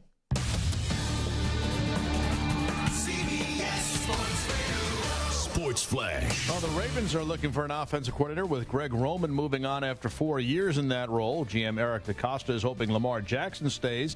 Talks aimed at a long-term extension will begin soon, and head coach John Harbaugh definitely on that same page. I've loved Lamar. Eric loves Lamar, and it's not going to change in the future. So, I don't know anything about the details of the whole thing, but I know one thing. I'm like all the fans out there and everybody else.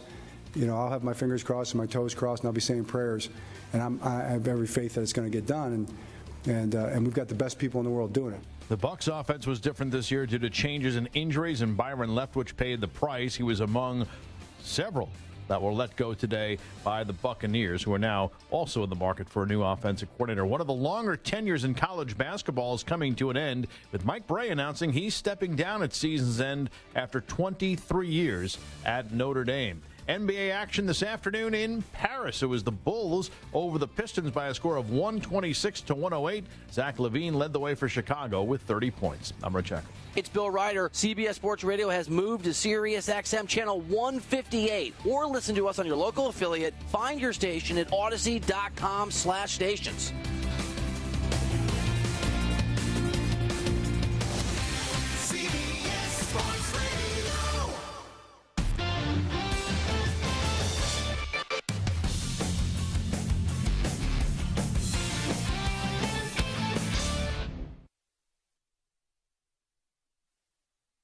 You're in a 5-minute break.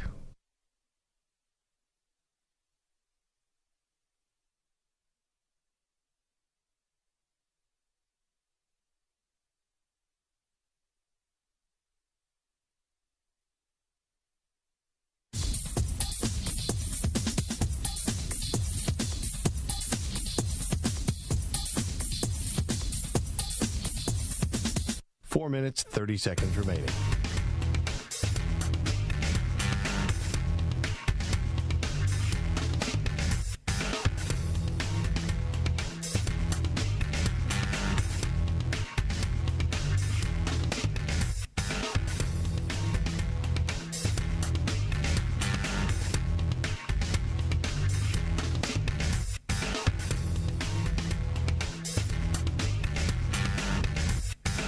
Four minutes remaining.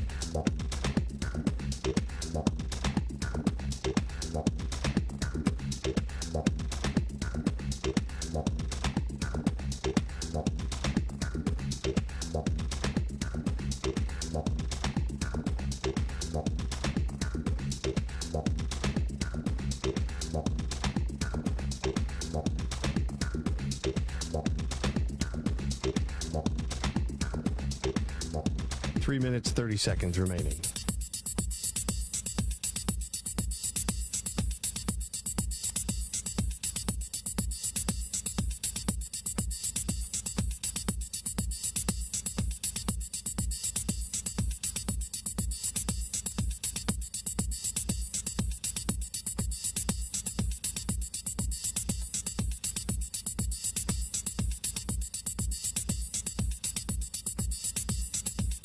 Three minutes remaining.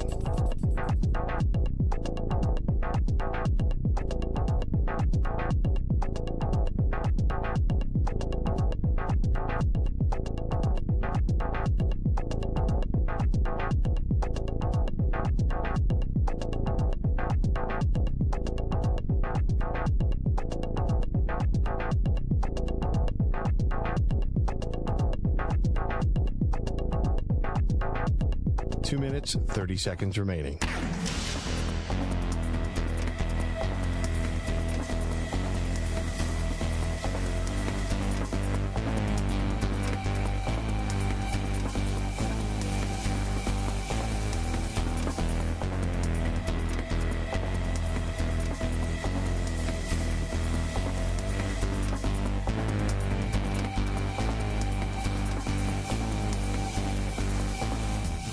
Two minutes remaining.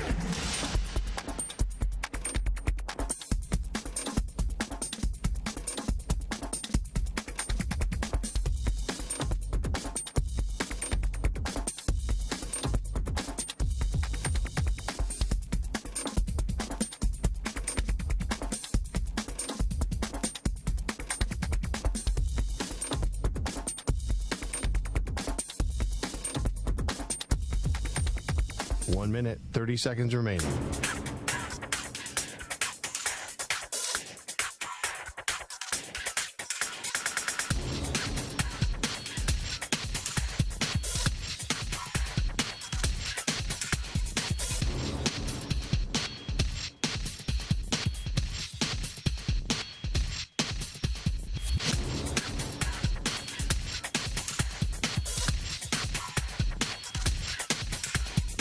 One minute remaining.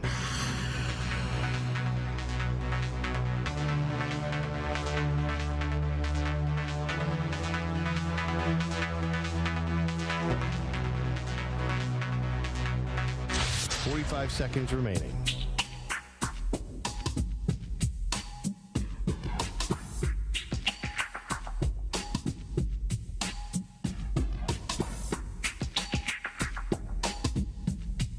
Thirty seconds remaining.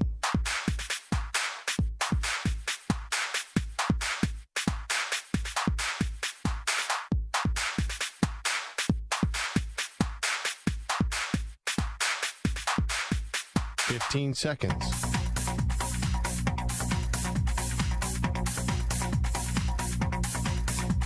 Break ends in 5 seconds.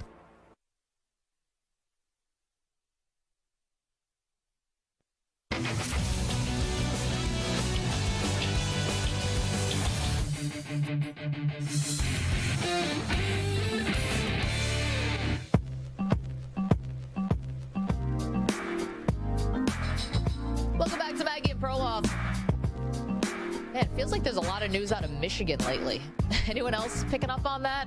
Ever since Harbaugh kind of flirted again with the NFL and then decided to come back, it's been notice of allegations from the NCAA, violations, recruiting violations, but level 2, so like nothing that you think would raise to like the level of like any serious, penalties.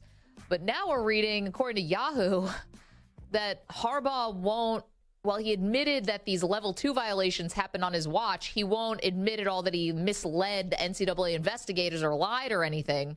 And so now a resolution on like some penalties is now fallen through, and now they're going after Harbaugh to try to get him to admit that he lied to the NCAA.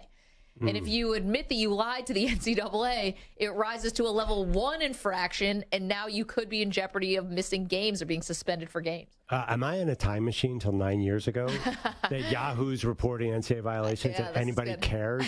Get out of here. This is the biggest nothing burger. The NCAA has the power of Stu Kovacs. There's nothing that's going to happen here. Wow. Don't insult Stu like that. Stu cannot suspend a college football. When's the last time a college football team was really affected by violations since USC?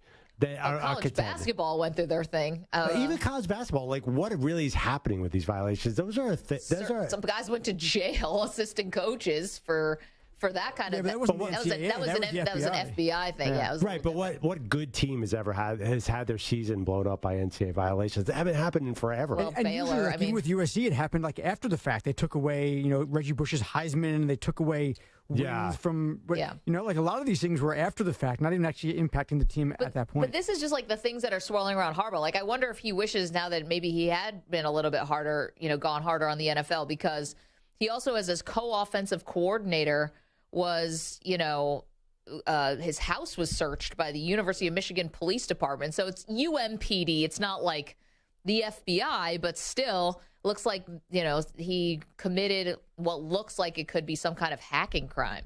Yeah. From the football building.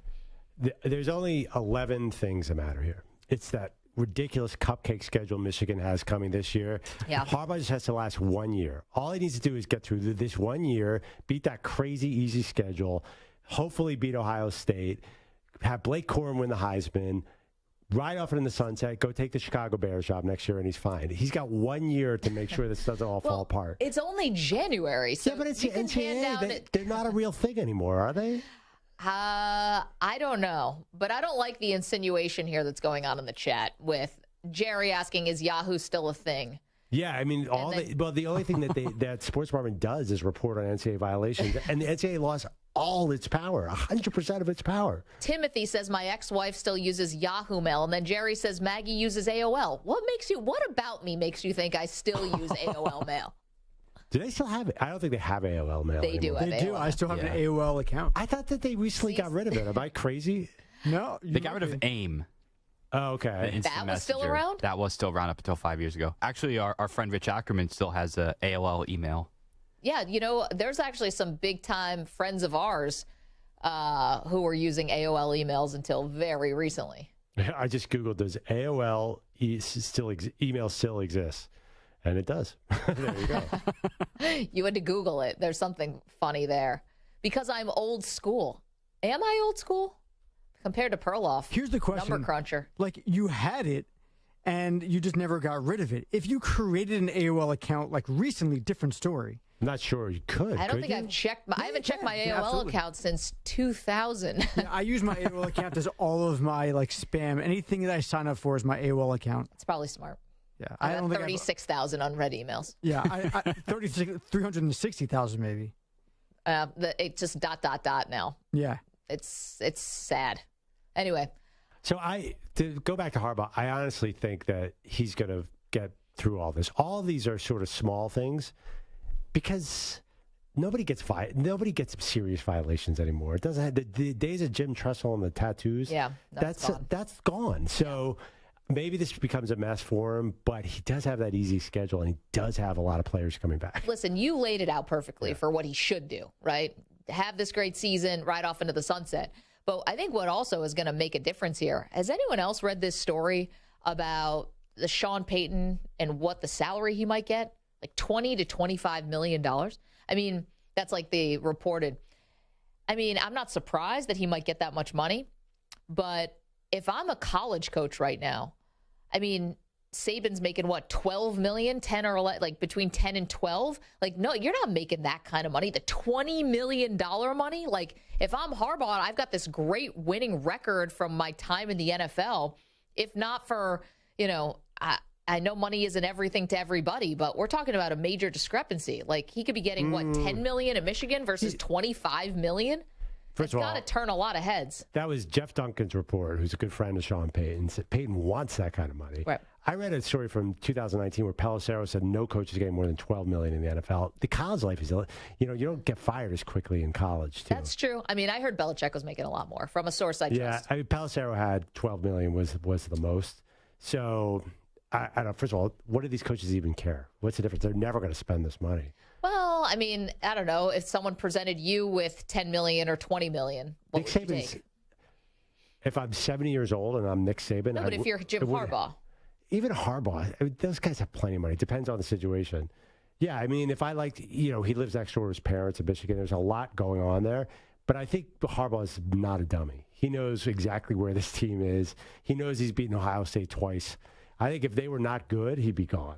Also, these jobs kind of, except for Denver, and even Denver, are not the greatest jobs. I can see Harbaugh pulling out. Carolina, Houston, Indianapolis. It depends on what's your definition of a good job, because not everybody wants to walk into the door with Super Bowl expectations. Sometimes it can be better off to go to a place like Houston where you're going to have a rookie quarterback. That buys you time. You have all these draft picks. Like, you're not expected to win a Super Bowl right away. Hell, you're not even expected to make the playoffs probably for the first 2 years, maybe 3. You have a little time to get your act together, as opposed to Sean Payton walks into Denver. They're expected to go deep into the playoffs. Totally know what you mean, but you have to look at Houston and say, is this a place I could ever win? I could ever win. There's reason to think that. I mean, organizationally, they're definitely on a downturn right now. And also, Jim Harbaugh is 58 years old, right? He does not want to do it 2 or 3 years of losing. No way. He's got this bar that's really high. He's Jim Harbaugh. He thinks,